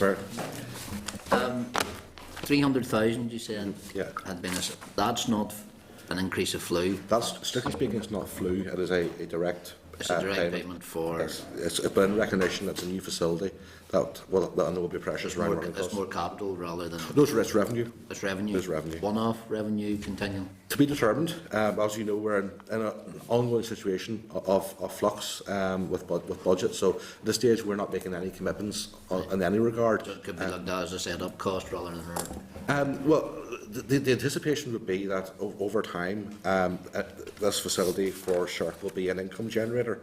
It will be a fully operational theatre, and it is anticipated that they will be marketing it and taking commercial bookings. And so, what you may view as a subsidy for now is not something we would view as a long-term commitment that we're making. But we'll have to make an assessment as we look to next year's budgets as to what is appropriate. Yeah, just trying to ascertain it's not an additional 300,000 to facilitate them to take the students. It's not baseline. No, it's not money that's necessarily following the students from. That was something we were committed to doing, regardless of what was happening in relation to BMC. But let me be very clear that while we're not doing a direct increase in Cirque, like for like what is happening in BMC, within Cirque themselves, they have the headroom to accommodate displacement of students in the direction of Bangor. Cirque did not fully utilise their Marsden allocation for H&Ds, for example. Normally, we would do a reallocation across the colleges of underutilised, those who want to do more. We haven't done that. So Cirque, within their existing footprint, have headroom to accommodate the students, and that's how that will be addressed. What's the headroom?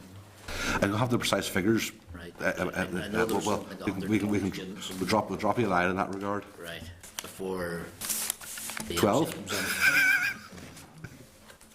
Yeah. That's somewhat ambitious. Yeah. No, it's just I think there was 120. We had an informal 120 students coming out of BMC. The indication was they could all go to Cirque. If you're only saying, oh no, I'm not saying that they can't all go to Cirque. It may well be that they can go to Cirque. I mean, Cirque will recruit, and they're not barred to recruiting just from the Cirque area. So I mean, just those students can go to Bangor. we have a new facility. It's a wonderful facility, and hopefully the committee will, in due course, will have the chance to go down and look at it. Your counterparts from the DCAL committee have been used to it, unfortunately, but no doubt that the college will be more than happy to facilitate you in that regard. And indeed, you can have a meeting if you so wish. But not all the displacement from BMC is in relation to H&Ds necessarily. Some will be level 2 and level 3, and again, some of that will be accommodated in the sense that, I mean, people will apply to courses as they see fit, depending. And we are looking to a situation where different colleges are offering different types of courses, and that's a specialism that we have to welcome, because it means we're doing more with what we're offering. If all 6 colleges were doing exactly the same, we would be limiting our ability to maximise the training impact for society. Okay. No, Chair, just on that 120 from BMC, we've been told that CERT can't take them all. It takes maybe some of them. Where are the others going to be facilitated? Well, people will make their own decisions in different ways, Tom. So it's not necessarily a situation that all 120 will automatically look to go to CERC. Indeed, as a commitment, BMC would be a better place to answer these questions in due course, but BMC have a commitment to honour the existing enrolments that they've made over in terms of a 2-year commitment that people have been making. But in terms of future provision, people can apply to go to the different courses that are offered across the sector. We are conscious that performing arts is an area of interest. We're making investments at a capital level, and places are available. Beyond that, there are a host of things that are being done in terms of the creative industries. And performing arts is only one subsection of that. We're talking here about dance and drama, and BMC themselves are continuing with the creative industries and have a lot of facilities, particularly at E3 in that regard. So this is not a case that all of a sudden BMC are withdrawing from a vast swathe of activity, but it does relate to one particular area. So the specialism will be increasingly offered in CERC. It's open to people from a range of different areas to apply to, and there is scope for a significant increase in numbers of students who are studying those type of courses in Bangor. Okay. Minister, once again, thank you very much. Not at all. And Heather Cullen. We will see you in the autumn Okay. for a general around the houses, which I'm sure we'll touch on where we are in the ESF, amongst other things, no doubt. But we'll discuss some other things as well. So hopefully you all enjoy your summer, and we'll see you back in the autumn. Thank you, Minister. Thank you. Hope you'll be better soon. Yeah, get well soon. Would you like to? Okay, members, moving on. Our next briefing is agenda item 8, the departmental briefing on their business plans, page 147 of your pack. Can I just welcome Ms Heather Cousins, Deputy Secretary, staying on with us, Mr Michael Gould, Assistant Director of Skills and Industry, Ms Carol Keane, Head of Corporate Support Branch, and Mrs Beverly Harrison, Director of HR and Corporate Services. I'm just going to leave you on your own there, Heather. Yeah. Okay, Heather, over to you. Okay, Chair. I have a copious speaking note here, which you will not want me to go through. No, in if great you detail. give us maybe a few So minutes. if I give you sort of a very general overview, and then if you all have questions, we'll be delighted to answer your questions. Thank you. So obviously we're here to discuss and go through the retrospective look at our performance against the objectives in the 2014-15 departmental business plan. And within that plan then you have our 7 overarching themes: improving productivity, enhancing skills, addressing barriers, supporting people, improving quality, raising standards, understanding demand, responding to need, improving engagement, developing partnerships, delivering governance, maximising value, leading people and improving performance. So the business plan sets out in detail the actions that we had set out to meet the overall aims and objectives across the themes. This plan is monitored on a regular basis, with progress reported quarterly to the Board and to the Minister to ensure that the objectives as set out in the plan are being met, or to take any remedial action that we need to take during the year. So at the outset of the financial year, we agreed with the Minister and the Board 65 commitments to be progressed during 2014-15, and by the 31st of March, 60 of the objectives were either delivered or on track for delivery, with 5 then that were not progressed to the same extent. Some of the key successes during the year: final policy statement outlining the blueprint for the future of apprenticeships, delivered in June 2014. Delivery of 25,000 Level 2 qualifications in literacy, numeracy and ICT skills. Development of the United Youth Programme. Delivery of the Enabling Success strategy to address economic inactivity. The contracting of Steps to Success, which is our principal employment programme. And those were notable successes, and the committees had briefing separately on each of those areas.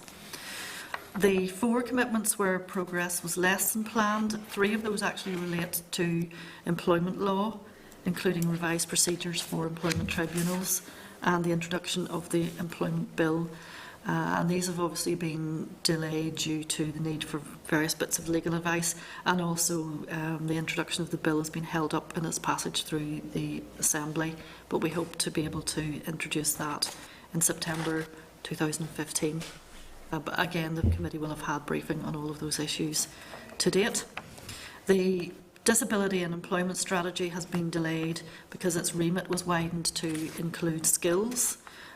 Consultation on that it's anticipated that will be launched in September, with the strategy expected to then be launched in December 2015. Our one commitment that didn't achieve the target was on the reduction of sickness absence rates. At the end of March, our provisional figure was 12.2 days, which is 4.3 days below the 7.9 target. So we're happy to take questions on any of those items. I suppose just starting with your last one there, G3, is more technical. You need to look at your wording there because you've got the wrong way around. Outturn for the department was 12.2 days, which is 4.3 below the 7.9 target. So you have your target and your achievement transcribed wrong. Okay. Sorry. It's all right. We're here to help and advise. Thank you. Can I just ask, in regards to the employment bill, which I suppose is everything is set in amber, September, you think it will be? Where is it in the executive at the minute? I know you said it was held up by Yes, well, I mean, Assembly. It's been held up by the executive. By the executive, yes. It was obviously circulated to all executive ministers. We had responses in reasonably early from most of the parties. I think we've recently had a response from the Education Minister, so we're working through points made, and there will be a response back to the Education Minister in the next week or so. Is that the last minister to respond on it? So, okay. B9, then, which is the Disability Employment Strategy, has now included skills. Yes. Why were they not in it prior to it being set as a target? Well, I suppose it was always envisaged that it was about our disability employment service and what they have been doing. And we had the discussion earlier about ESF and what we're doing there, so took the opportunity to include the skills side into the strategy so that it was comprehensive and flowed from the other departmental strategies. By, I suppose, extending that, is there any way the committee, I suppose, or inquiry at this minute in time can influence or be influenced by the change in that? Well, I expect that the consultation period will include consultation with the committee and take into consideration what is coming out of your inquiry. Right, so I think there's still room to influence. There's still room to bring that in. Again, just I said again another number one, B1. The target was to deliver an additional 7,500 level 2 qualifications. Comment almost 25,000 have been delivered. What was your baseline? Michael, do you know what the baseline was for? I don't know the exact number, Chair, so I would prefer not to give that. I know that they have been increasing the number of people who have come forward for essential skills training. Yeah. You know, it's your target and what you're saying you've done, I can't get a direct correlation. That's why I'm asking for the baseline. So. It's not my area of responsibility, so We'll get back to you with what the baseline was. Okay. Roma? Well, thank you, Chair, and it's just regarding improving productivity, enhancing skills, and that appears still to be a major issue. And you would have read in the papers last week the concerns flagged up by the Federation of Small Businesses. I don't know if you have actually got a copy of that report and identified what deficits that they are referring to. But, you know, I would be interested to hear what your comments are around that. And for to engage with 700 employers to encourage the upskilling of the local workforce. You know, it would be interesting to know what industries, you know, that's referring to. Well, I'll take the two separately if it's okay. That's okay. In terms of the Federation of Small Businesses report, I understand it was a correspondence from yourself to the Minister, and there's a reply on its way back to you through the Minister currently. But we work closely with the FSB and looking at their issues in terms of skilling people in the workforce. With small businesses, their commitment to training it's more difficult for them to commit to training their staff because they can't release staff. They find it difficult. They don't have they have difficulty also in organising because they don't have the structure within the business, and releasing staff for training is very difficult for them, and that's what I think they're reflecting in terms of the FSB report and conversations, anecdotal information I have with talking to small businesses. In relation to the 700 engagements, there were actually 900 different engagements that team undertook that year, and that's led to over 8,000 people being trained since the start of that programme. It's in all sectors. We have obviously priority sectors like engineering and ICT, but the companies that these people engage with tend to be micro businesses with less than 10 people. There's also a lot of work and attention and demand came from the care sector, so childcare and people studying qualifications in order to run childcare establishments, I know was very popular. Okay, and is there an urban-rural breakdown of that? I could get that. I wouldn't have it to hand, but I know that it was mainly rural as opposed to urban, because it reflects where the majority of small businesses. Okay, that's grand. I would appreciate that breakdown, you know, if you could. Yeah. Okay, Anna. Anna. Thank you, Chair. I think very well done. 65 commitments. You have 60 achieved with only 5 kind of amber. And I accept all the explanation of why they haven't progressed as well as they should be. The only one red light is your sickness. Indeed. Okay, you're saying 12, the outturn for last year is 12.2 days and the target 7.9 days. So has there been any improvement, you know, sitting at 12.2? What was it before last year? I could ask Beverly to answer you. We achieved the best that we had done in 8 years last year. So in 13-14 we achieved 10.4 days. So, you know, the situation has changed this year. We are sitting at 11.2. So it has improved. So, yeah. So I think it's probably fair to say that that 7.9 target is a centrally set target, and I don't think that this department was ever going to achieve that target. I think maybe to put it in context, the targets were set for a 5-year period and we were on a trajectory. So in 10 and 11, we had to achieve 10.1 and work toward a trajectory of 7.9 days. So the difficulty is when you miss a target in 1 year, then the target doesn't change. So you're on the back foot trying to catch up. Every year, yeah. So, and in terms of just the overall NICS position, then the overall target for the NICS was 8.5 days, and none of the departments actually achieved their targets. Okay.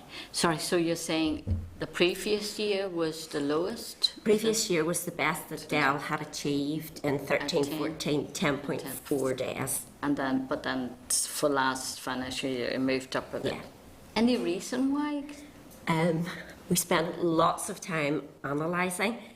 We know that our issue of concern is long-term absence. That's always been the case. Yeah, very, very difficult to manage. When we look at the reasons for long-term absence, then people are really seriously ill. That varies from people who are suffering from neurological disorders, to cancer, to heart conditions, to people who have serious psychological issues requiring in-house treatment. So the balance is, in that situation, people would much rather be at their work. Unfortunately, people are ill and it takes time for them to recover. Some of those who are in long-term absence will be able to come back to work.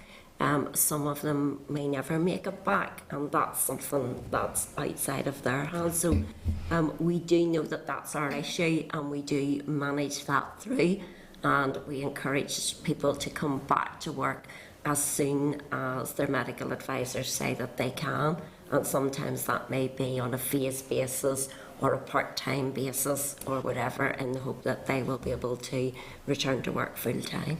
Sure. I mean, that's something you can anticipate. People fall ill, that's it, and it probably goes from year to year, fluctuates. Yeah, it's difficult. You can just, the organisation can be unfortunate and have a large number of people suffering from very severe illnesses. Diana? As long as they're not, avoidable, like people going off sick from stress, you're not seeing much of that? Well, we do also have an element of stress, and we monitor that very closely. And we know that 3 out of our 10 cases, each 10 cases of stress are work-related stress. The other 7 are related to more domestic issues. Okay. And we do have an early intervention process. So as soon as someone says they're suffering from stress, we refer them for medical advice, and we meet with them to try and work out what the issue is and what we may do to support them, or if it's an issue that can be resolved, perhaps, because unfortunately some of it comes from work-related matters, and we can help resolve that. But 7 out of each 10 cases is non-work-related stress, and that's more difficult for us to manage, but we do point individuals to the support services available. Signpost them to other places? Yeah, well, we have our own internal, we have an EAP provider, Carcall, and we have our own welfare service. But if we think that there are other issues that could be best dealt by other outside agencies, we would give them that information and advice and encourage them to go there. Okay, thank you. Ever any sections within the department worse than others? Yes. The employment service is the worst performing division. Absence is impacted by the staffing profile, and it's also impacted by the work that people do, so it's impacted by grade, gender, age. Employment service is going through a huge transformation programme. About 60% of our staff are there. It's also where we have around 70% of our staff are female, and more junior staff at AO and EO2 grade. So that does impact the attendance. If we could take the employment service out of the equation, then our performance would be very different. So we have undertaken a lot of work with the employment service. Our approach is to balance helping staff stay at work through well-being, and also, when people are ill, they are inefficient, and we do deal with people under the NICS sickness absence process. We've also been doing a lot of work in the department and in the Employment Service in particular around leadership and around employee engagement, because we know that those correlate with why individuals are absent. And also we're very clear that it's a shared responsibility and that line managers have a huge role to play in their interaction with staff and how they manage that. But the employment service is our biggest challenge. Okay, Bronwyn, you were looking back in again quickly. Yes, regarding A12, in particular the integrated regional strategy for widening participation in higher education, and I don't really expect you to answer this now, but if you could come back with something more detailed specifically on that, because it concerns me that in areas of Belfast you have high levels of poverty and disadvantage, universities sitting on top of each other, and we don't appear to be able to, deal with this problem. So I would be interested to know what that means in terms of implementation of the project is on target. Sorry, could you give me the reference for that again? A12. A12. In particular, the integrated regional strategy for widening participation in higher education. Yes. And maybe if you could come back with more detail on that, what yes. that means, because it does concern me that you have areas such as Belfast with high rates of poverty and disadvantage. And I would be interested to know how that strategy is impacting, on those areas. Yes, okay, well, we'll get you some detail on that. I mean, in general, our widening participation strategy is on track, as it says, and that we have, over the last number of years, seen increasing levels of participation from the most deprived areas. I think we're up at 38% at the moment, in comparison to the levels in England and Wales. So we are doing well. There is more that can be done, so we'll get you the detail on that. Thank you. Okay. Anybody else? Heather, Michael, Carl, Beverly? Thank you very much. Thank you. Thank you. Appreciate that. All the way. Okay, members, agenda item 9 is our briefing from Belfast Metropolitan College to the Performing Arts provision. Again, members, we will be covered by Hansard remotely, so if you could just turn off electronic devices. At page 158 to 164 of your packs is correspondence relating to the Performing Arts provision in Belfast Met. Tabled at page 20 and 24 is correspondence from Belfast Met tutors and Mr. Don Gordon. They are here, aren't they? They are, yeah. It's a bit dramatic, isn't it?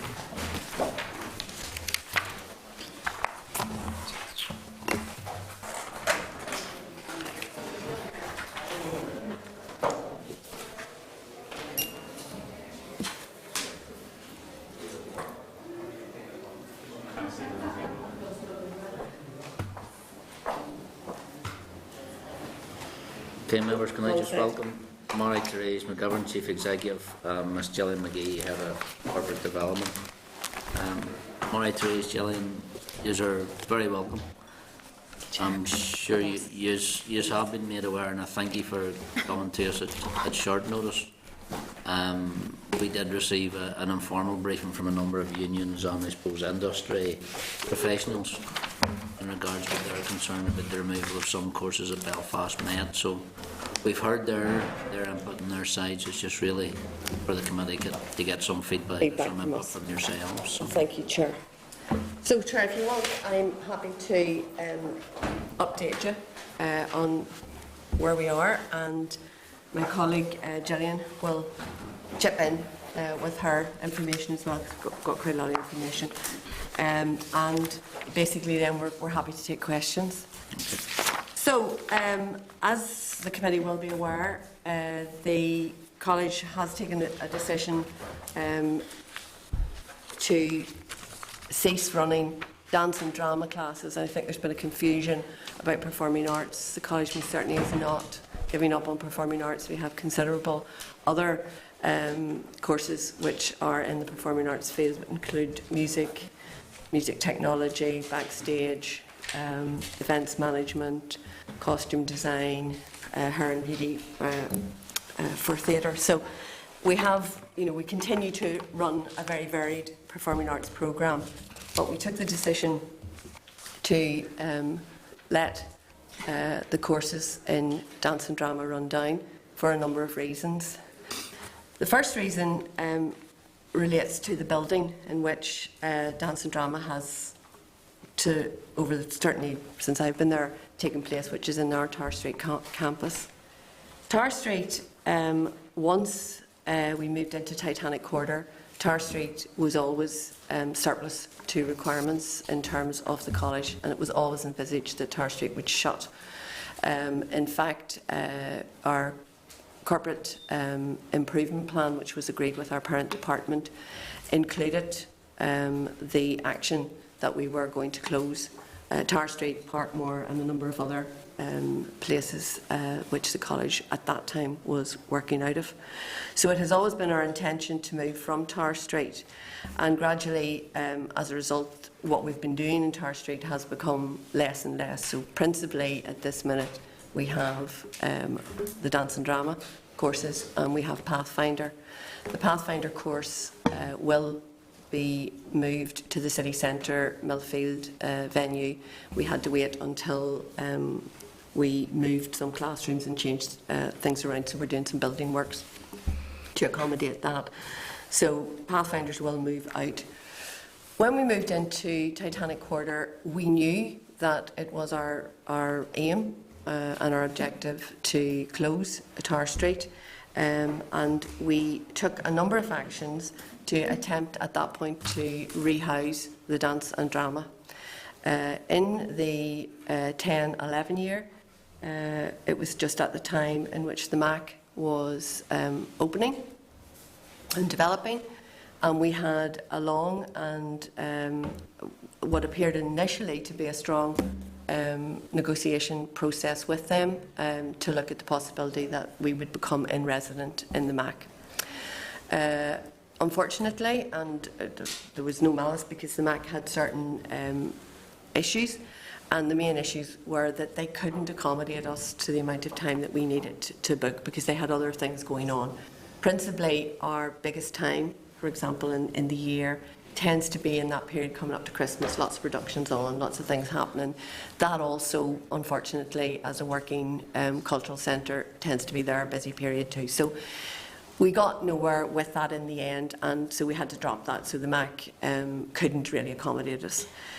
The following year, we then had overtures from the Grand Opera House, and we did again a lot of work with the Grand Opera House. We had the staff down, we looked at a number of possibilities, but again the same problem occurs when you're in a working theatre with its working schedule.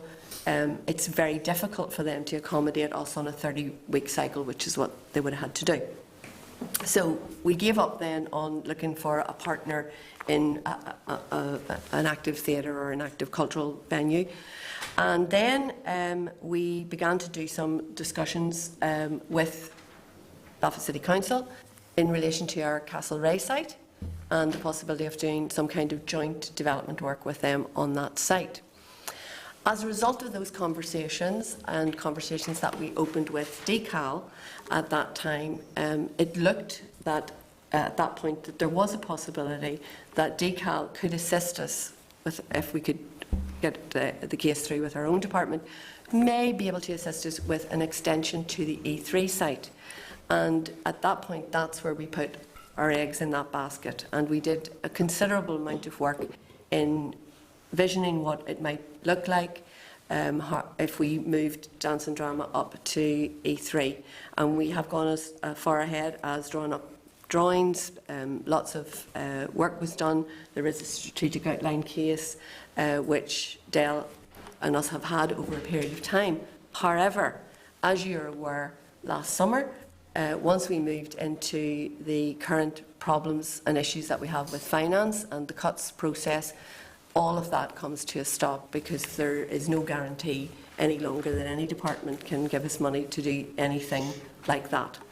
So we were ourselves faced at the beginning of this academic year with really a stalemate in terms of dance and drama and where the future would lie with it. And we felt that we had, at that point, done a lot of work, as I say, to try and find them another home.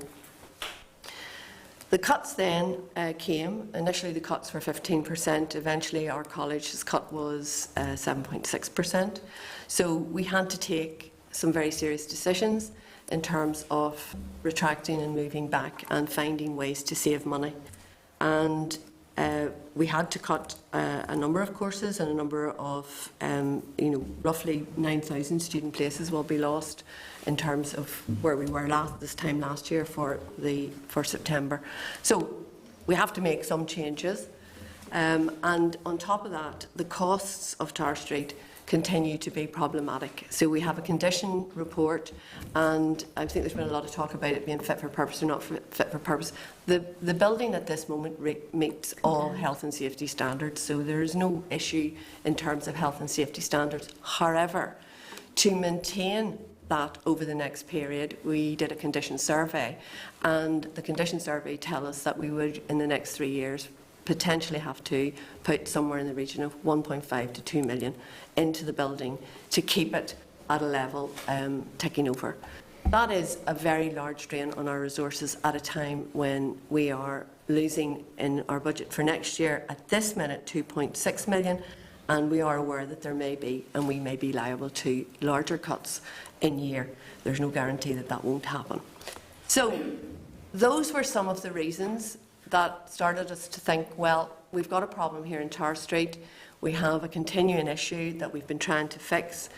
And then we also were aware that our sister college, CERC, was about to open a fantastic and fabulous, and I have visited it, and we went down to look during all of this to make sure that what was happening down in Bangor was of the quality that we thought was good enough for our students. And we were satisfied that what CERC were doing in Bangor was better in terms of facilities than anything we could offer at Tower Street. And so our view was that in relation to dance and drama, students in our college would actually be better served by a sister college, which is effectively 10 miles down the road. And reluctantly, we decided that on that basis that we could find an alternative. It wasn't an alternative within our own college, but it was an alternative within the family of FE, that we were meeting the needs of our students. We agreed that we would run out those students who were in first year, we would run out second year, so we will run another year of courses in dance and drama in the college, so that those students will not have to change midway and go to CERC, but that what we wouldn't do was recruit new students in this coming year. And we would move forward with that. And that's effectively the reasoning and the rationale behind the decision we have taken. Okay, thanks. Gillian, are you? No, I think Marie-Therese has covered everything. Thank you, Chair. So Marie-Therese, basically the rationale or the starting point for this decision is accommodation? Because it's an issue that we've been dealing with, Chair, for, as I say, we've been at this now for 4 years trying to find accommodation. The Tower Street site is not suitable any longer. It's costing too much money, and it was always, as I say, it was in our improvement plan, which we agreed, signed off with the department, that we would divest of a number of properties, and that's one of them. So you went through a number, I suppose, of options of relocating dance and drama. I suppose we've had representation from Don Gordon who said, just give me an empty classroom and a tutor for dance and drama. Is that not feasible anywhere within Belfast Met, within your Castlereagh campus? Or? We've met with Don Gordon on a number of occasions, and I mean, while I love his dynamism and his brio in terms of, give me a garage and we'll do a production tonight. Unfortunately, we are a further and higher education college, and we have standards which we have to meet, set by ETI and by our department. And, sticking everybody in a classroom to do a dance and drama. I mean, you need a high, well, let me put it this way, Chair. In order to do a dance course, you need a very highly sprung floor. Which costs a considerable amount of money, and CERC have one of those. We did have one, but the old building, the constant upgrading is there. So There are equipment needs to do dance and drama correctly and at the standard at which it needs to be delivered. There are equipment and facilities needs to meet the standards which we have to meet as a college, as a professional college. Can I ask the process of making the decision? When was the decision made and by who? The decision was made as a part of a process which began last September when we reviewed every part of the curriculum in the college. So that process started last September. The decision on where all the curriculum issues, so not just, we didn't just take this decision in isolation in terms of dance and drama, so all the decisions had finally been made around the February-March area, because we had to then produce our first budget. We've done several subsequently, but we are obliged by a certain point each year to produce what is called our college development plan for the coming year, which indicates to the department what way we're going to use the flues they intend to give us. So the decisions would have been taken in the round. Chair, if I may just add to that, we had our budget confirmed at the beginning of February, which was the 7.6% or the £2.6 million. At that point, the process then, we had, as Maitra said, from September until February, we had gone through a process to review our curriculum root and branch, and we had identified some areas, and depending where the budget fell, that was when the decision would be made. So between sort of February, once we got the budget confirmation, and April was the time when we absolutely confirmed the curriculum for the 15-16 and 16-17 year. And at that point then, once those decisions were taken, we began having conversations with staff and students. Again, budget-driven. College wants to divest Tower Street. The only course now running in Tower Street is dance and drama, therefore dance and drama is axed. Is that the thought process? Yeah. Not axed. It's in conversation then with CERC, because we then talked to CERC and went down and visited their new facilities, and our view was that we could offer an alternative, not within our own college, but with a sister college in the family of FE. So the students who had already auditioned to come to Belfast Met to do dance and drama, are they automatically getting into CERC through the conversations you've had?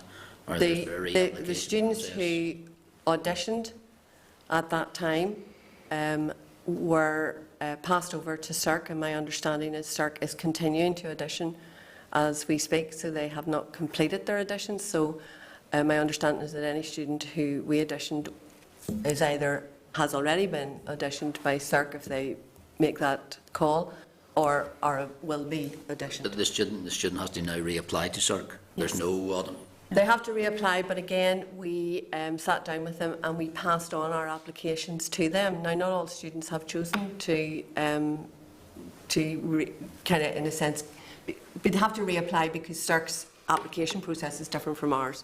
I understand that, but Marita, you were saying you were having the conversation about transferring dance and drama to CERC, transferring the students to CERC, but basically at the end of the day, it's up to the student to go to CERC. There's no other additional facility or facilitation been given by Belfast Met for the students who'd already went through the audition with you. Well, they went through the audition. Well, they did go through the audition, but again, Chair, many people go through auditions and many people come to PEGS. That doesn't guarantee a place. So none of those students were guaranteed a place in the following September. Right. So they still have time. I'm trying to. My understanding, I spoke to CERC. I spoke to the principal of CERC last Friday. When I met him, we were at a meeting. They are, as far as I know, the application process in CERC is still open and live. Right. It's just we had a briefing from the Minister earlier, and we pushed him on this, and there's a limited number of places that CERC has within their Mazen cap in regard to this, and it's whether he didn't reduce, they didn't fill them last term. He hasn't he hasn't lowered them this time. So there may not be the numbers that were applying to Belfast Met. There may not be the capacity for. Well, my understanding, again, from the principal and also from a letter which came out from DEL, is that the college is in receipt of £300,000 extra this year to accommodate additional students and student places. Well, that's not what the Minister told us this morning. Well, I mean, I can only tell you what's in the letter that all the 6 colleges received, and my understanding is that CERC received 300,000 additional. Now, Mazen is slightly different. Yeah. Sorry, Maria, we had the Minister in front of us there half an hour ago. Sorry, well, We pushed him on the 300,000. well, as I say, all I can say to you, Chair, is the letter I have from Dale telling me what my budget is this year indicates an additional budget for CERC of 300,000 towards additional student places or additional whatever in the space, the opening of space, as a result of the opening of space. That's not. It's not additional flu, anyway. It's more for the facility, and the facilitation of opening a new facility was what he told us half an hour ago. Well, as I say, my understanding is that CERC are taking on more students and that they envisage they will grow their provision to 400 students over the next 2 years. So they need to fill the numbers, that the gaps that they currently have. There's no additional places in CERC. That's not my understanding. Well, I can't. I mean, I wasn't here when the Minister spoke, but I think you could. I think you might want to write to the principal of CERC and see what they envisage. My understanding is they are going to grow their numbers.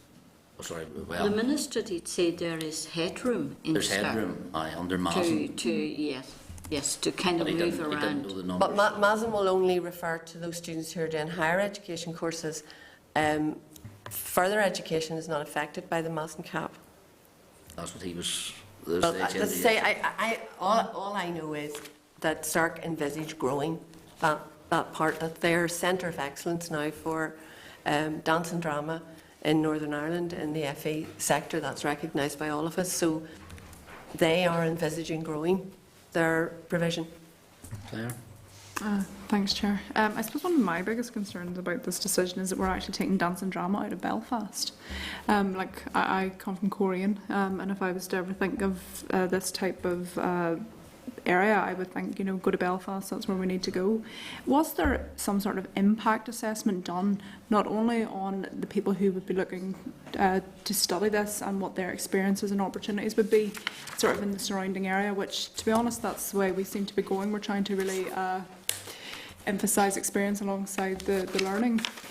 And on the industry itself, was there any impact assessment done to say that this was a good idea? Because I personally believe that the FE and then even to go as far as HE has a responsibility to actually look at the industry and to look at the surrounding areas and see how we can best facilitate it so everything's sort of knitting together.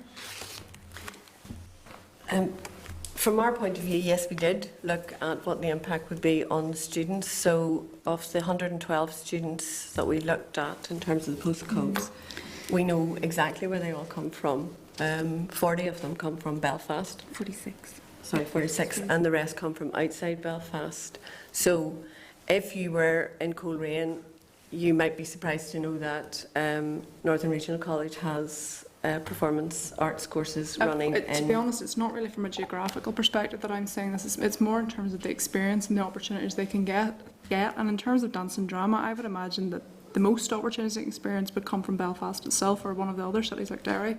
So I am a wee bit concerned that we're taking it out of a city where the most opportunities are provided for in the existing place. Well, I think you might say that, but I think CERC might tell you that they have a different experience, that their students, they have a track record in running dance and drama and performing arts, so it's not they're doing something that they haven't done before, and they've been able to make those links and carry those links on. So the links with the industry will continue. I mean, it's 10 miles down the road. It's not, we're not telling people they have to go to, But we are telling 16, 17, 18-year-olds to do that, and I think to get, sometimes to get certain people out of bed in the morning is difficult enough, but, if they're having to travel a certain way, it does add another barrier to all of this. I'm already saying that 60% of the students are travelling considerable distances.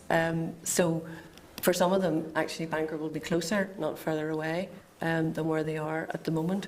I would be quite keen to see if you have some sort of impact assessment in terms of the sort of issues that But we can send you a record of the postcodes. And not just based on, I suppose, the qualitative figures, but the quantitative sort of analysis around it as well. So, you know, look at what's surrounding them within CERC and what currently surrounds them now in Belfast, and the connections and the opportunities, and how they're going to be impacted now with this move.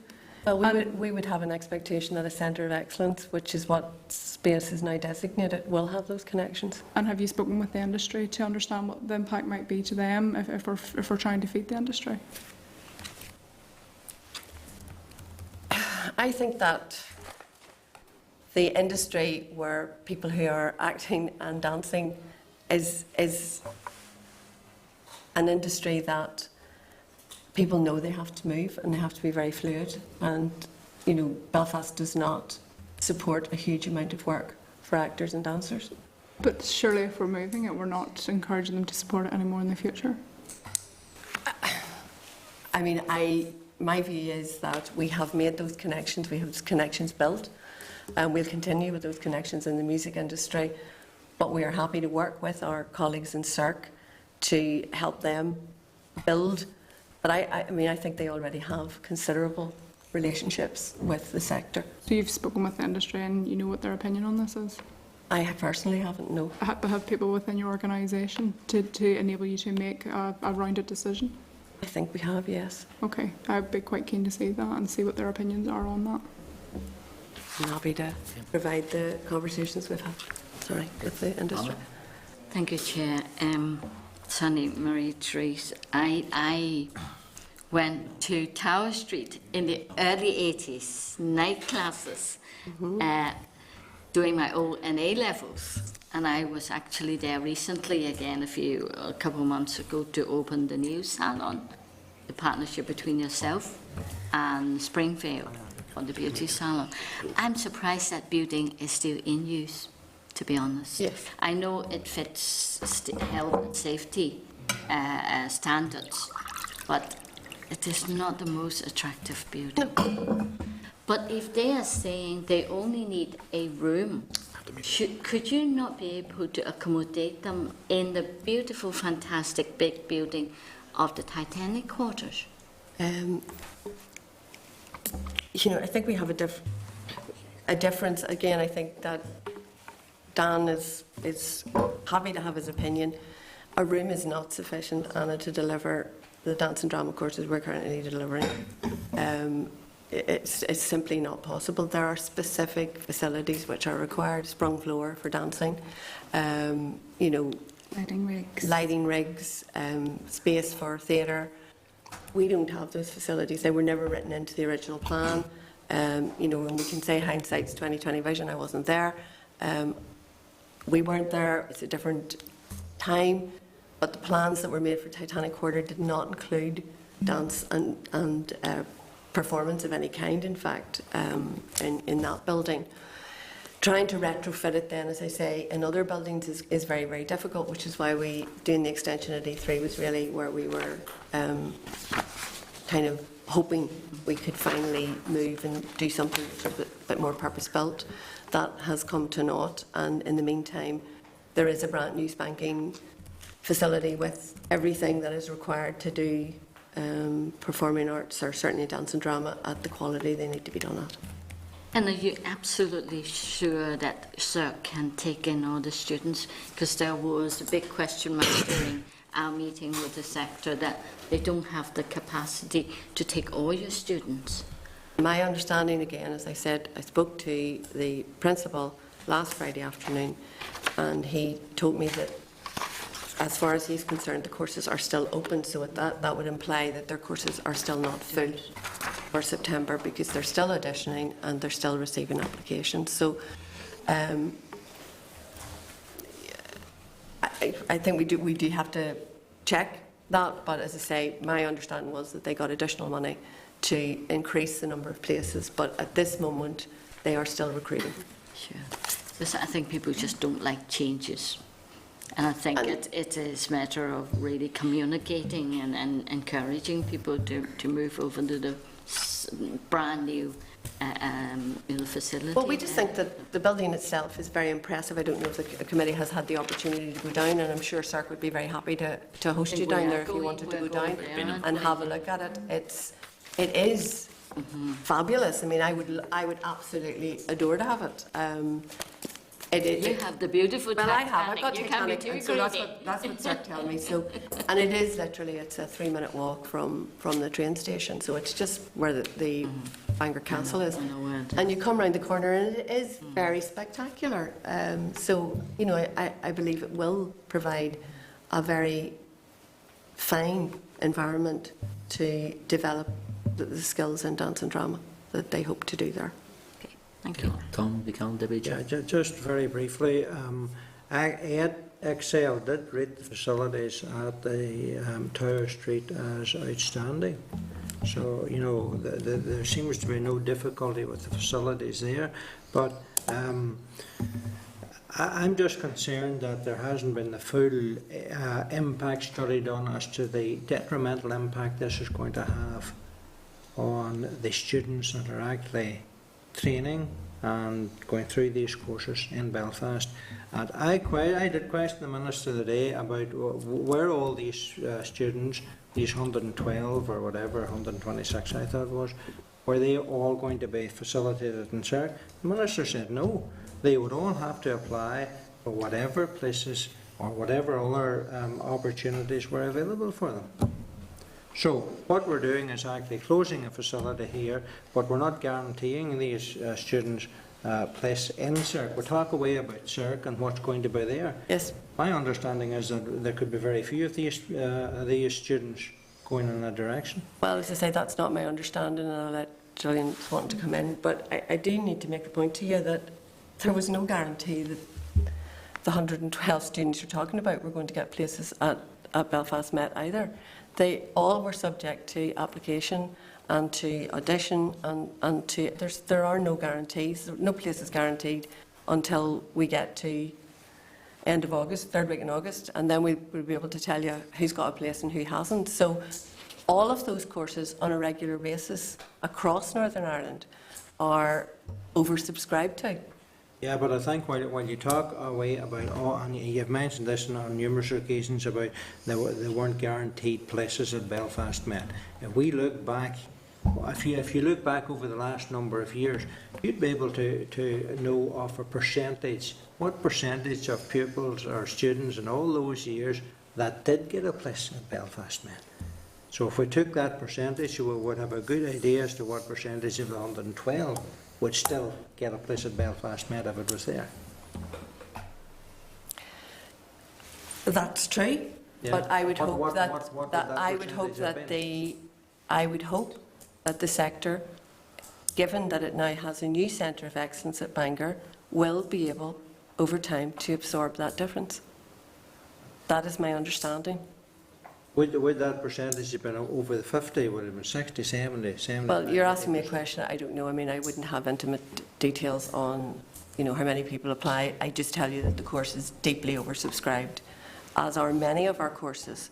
And this year, a lot of our courses are going to be absolutely oversubscribed because we're cutting the number of places across the college. So this is not the only course that's going, and it's not the only place that's going. So we expect this year to have oversubscription across many courses in the college.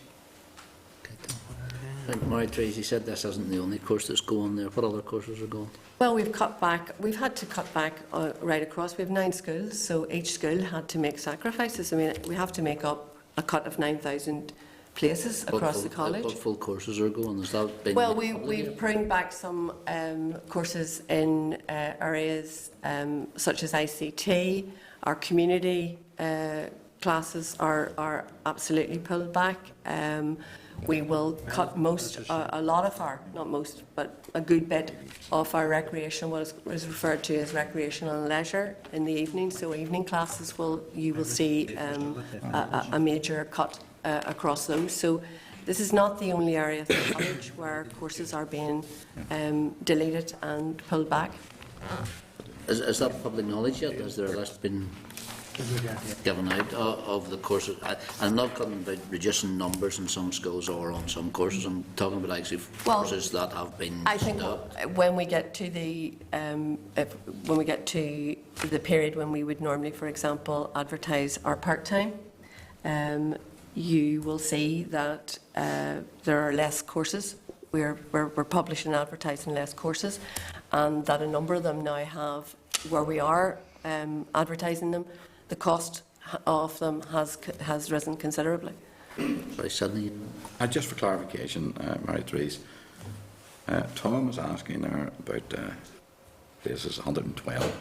You said those auditions weren't guaranteed in the Belfast Met.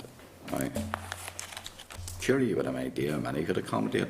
I think what we're trying to clarify here is how many could be accommodated in CERC, and there's no guarantees really there. And you're trying to say there's no guarantees in the Belfast as well.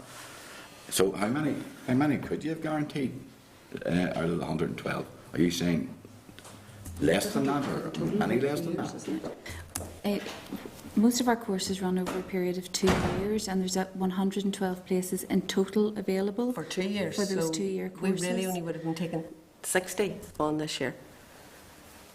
Yeah, but could you have, when you say could you have finally accommodated those 112 over the 2 years? Well, we're already accommodating half of them because Right, they're doing okay, their second year with so us. Really, all those who auditioned, you could accommodate? No, No, we have many more applicants. They'll audition a lot more people than we can accommodate. Right, of the 112, but that you haven't Well, of the auditioned, 112, you will eventually, or you could have half of them, we're going to say half of them accommodated them. will go into their second year, which we're accommodating this year. I think when I'm working this out is those 112, all things being equal, and they weren't moving, that the 112 will eventually been accommodated over a 2-year period. Is that what you're saying? Over a 2-year period.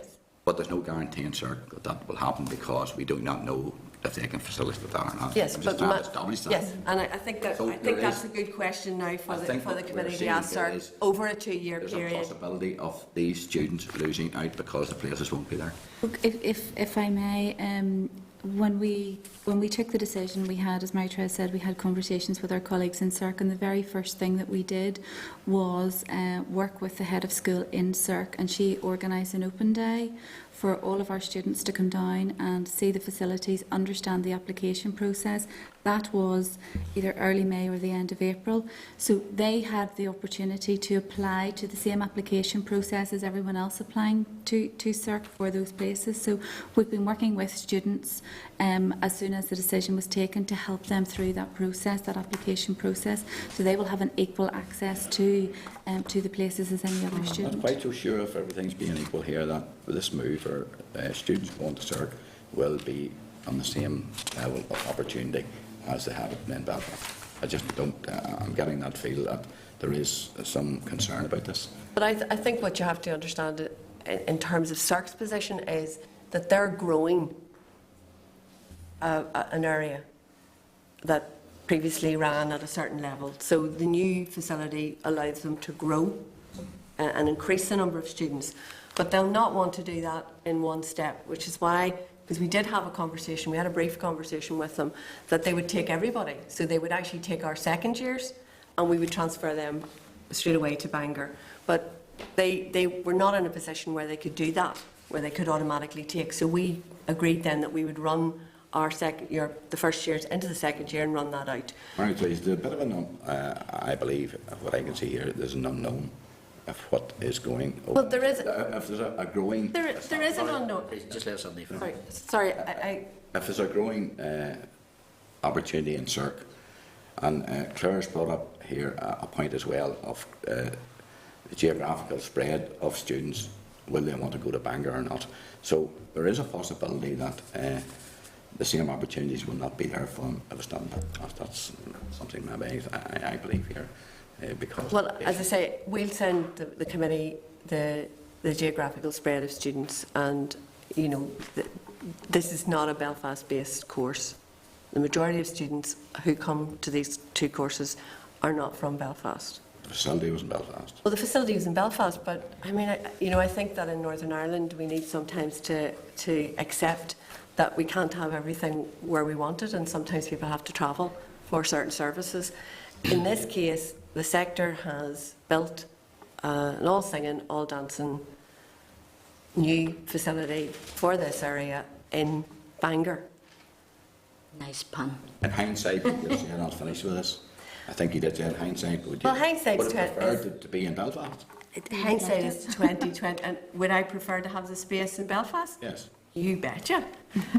But I wasn't there when those decisions, and those decisions predate really the current whole structure, because the decision to build was taken back in 2005, 2006. So we're going very far back for that. Okay. So, you know. Thank you, Chair. Just, I suppose to tie up a couple of things, Centre of Excellence designation for Bangor. Who gives it that designation and what does it mean? Well, at the minute, there used to be, apparently, again before my time, there was a system in FE where certain places were designated centres of excellence. That has seemed to have fallen by the wayside, but I know that the department's aim, and I think there's elements of it in the new, I don't know, you will be seeing the draft FE strategy. There is a move back to colleges across Northern Ireland specialising, becoming areas of specialism in particular areas, not in all areas, it'll still be a broad thing, but each college saying, well, really we're very good at this, and we want to really. That's what I was trying. So, as of yet, there's no. It's not there, but at this point there is. I'm using Centre of Excellence loosely, but I would imagine as we move forward, there'll be some kind of designation where it will be recognised across. So we're pushing that. Other colleges are working in other areas that they're particularly good at and think that they will, be able to have an accolade as a centre of excellence. You referred to letters in FE in regard to the numbers that you say, but in regards to the additional monies that they have got. And could you provide the committee with? I go back and get it. It's just the standard letter that we get informing us what the budget looks like. That's specifically for the additional monies that Bangor was getting. No, it doesn't. It just mentions there's a line saying one. But I'll tell you what. There's other colleges that are getting extra money for other things. So it's so that we as accounting officers know that college, just in case you're looking at their budget and going, wait a minute, how did they get that and I'm only getting this? There's just, it's a paragraph explaining where there's anomalies in the funding. So I'll send you that. I think we need to see that because I thought there was an indication that it said somewhere in that letter that additional money was for additional student places in dance and drama or performing arts. I thought that was. I think what it says, you're asking me to quote it, it says something like, in recognition of the opening of space, there is an allocation of an additional 300,000. I think the minister says 300,000 for spending on facilities, because that was Okay, members. Okay, Mary Therese, thank you. If you can't send us through, just the. Yeah, no, I'll get that sorted tomorrow when I'm back in the office. Okay, members, any other business? Members, if not, date, time and place of next meeting. Next meeting will take place Wednesday the 16th of September at 10 a.m. and 29, but can members please note the committee will be holding its planning day on Wednesday the 9th of September 11 a.m. in South West College, Cookstown campus. Members, enjoy your recess. Meeting adjourned. Committee room 29. This is the Northern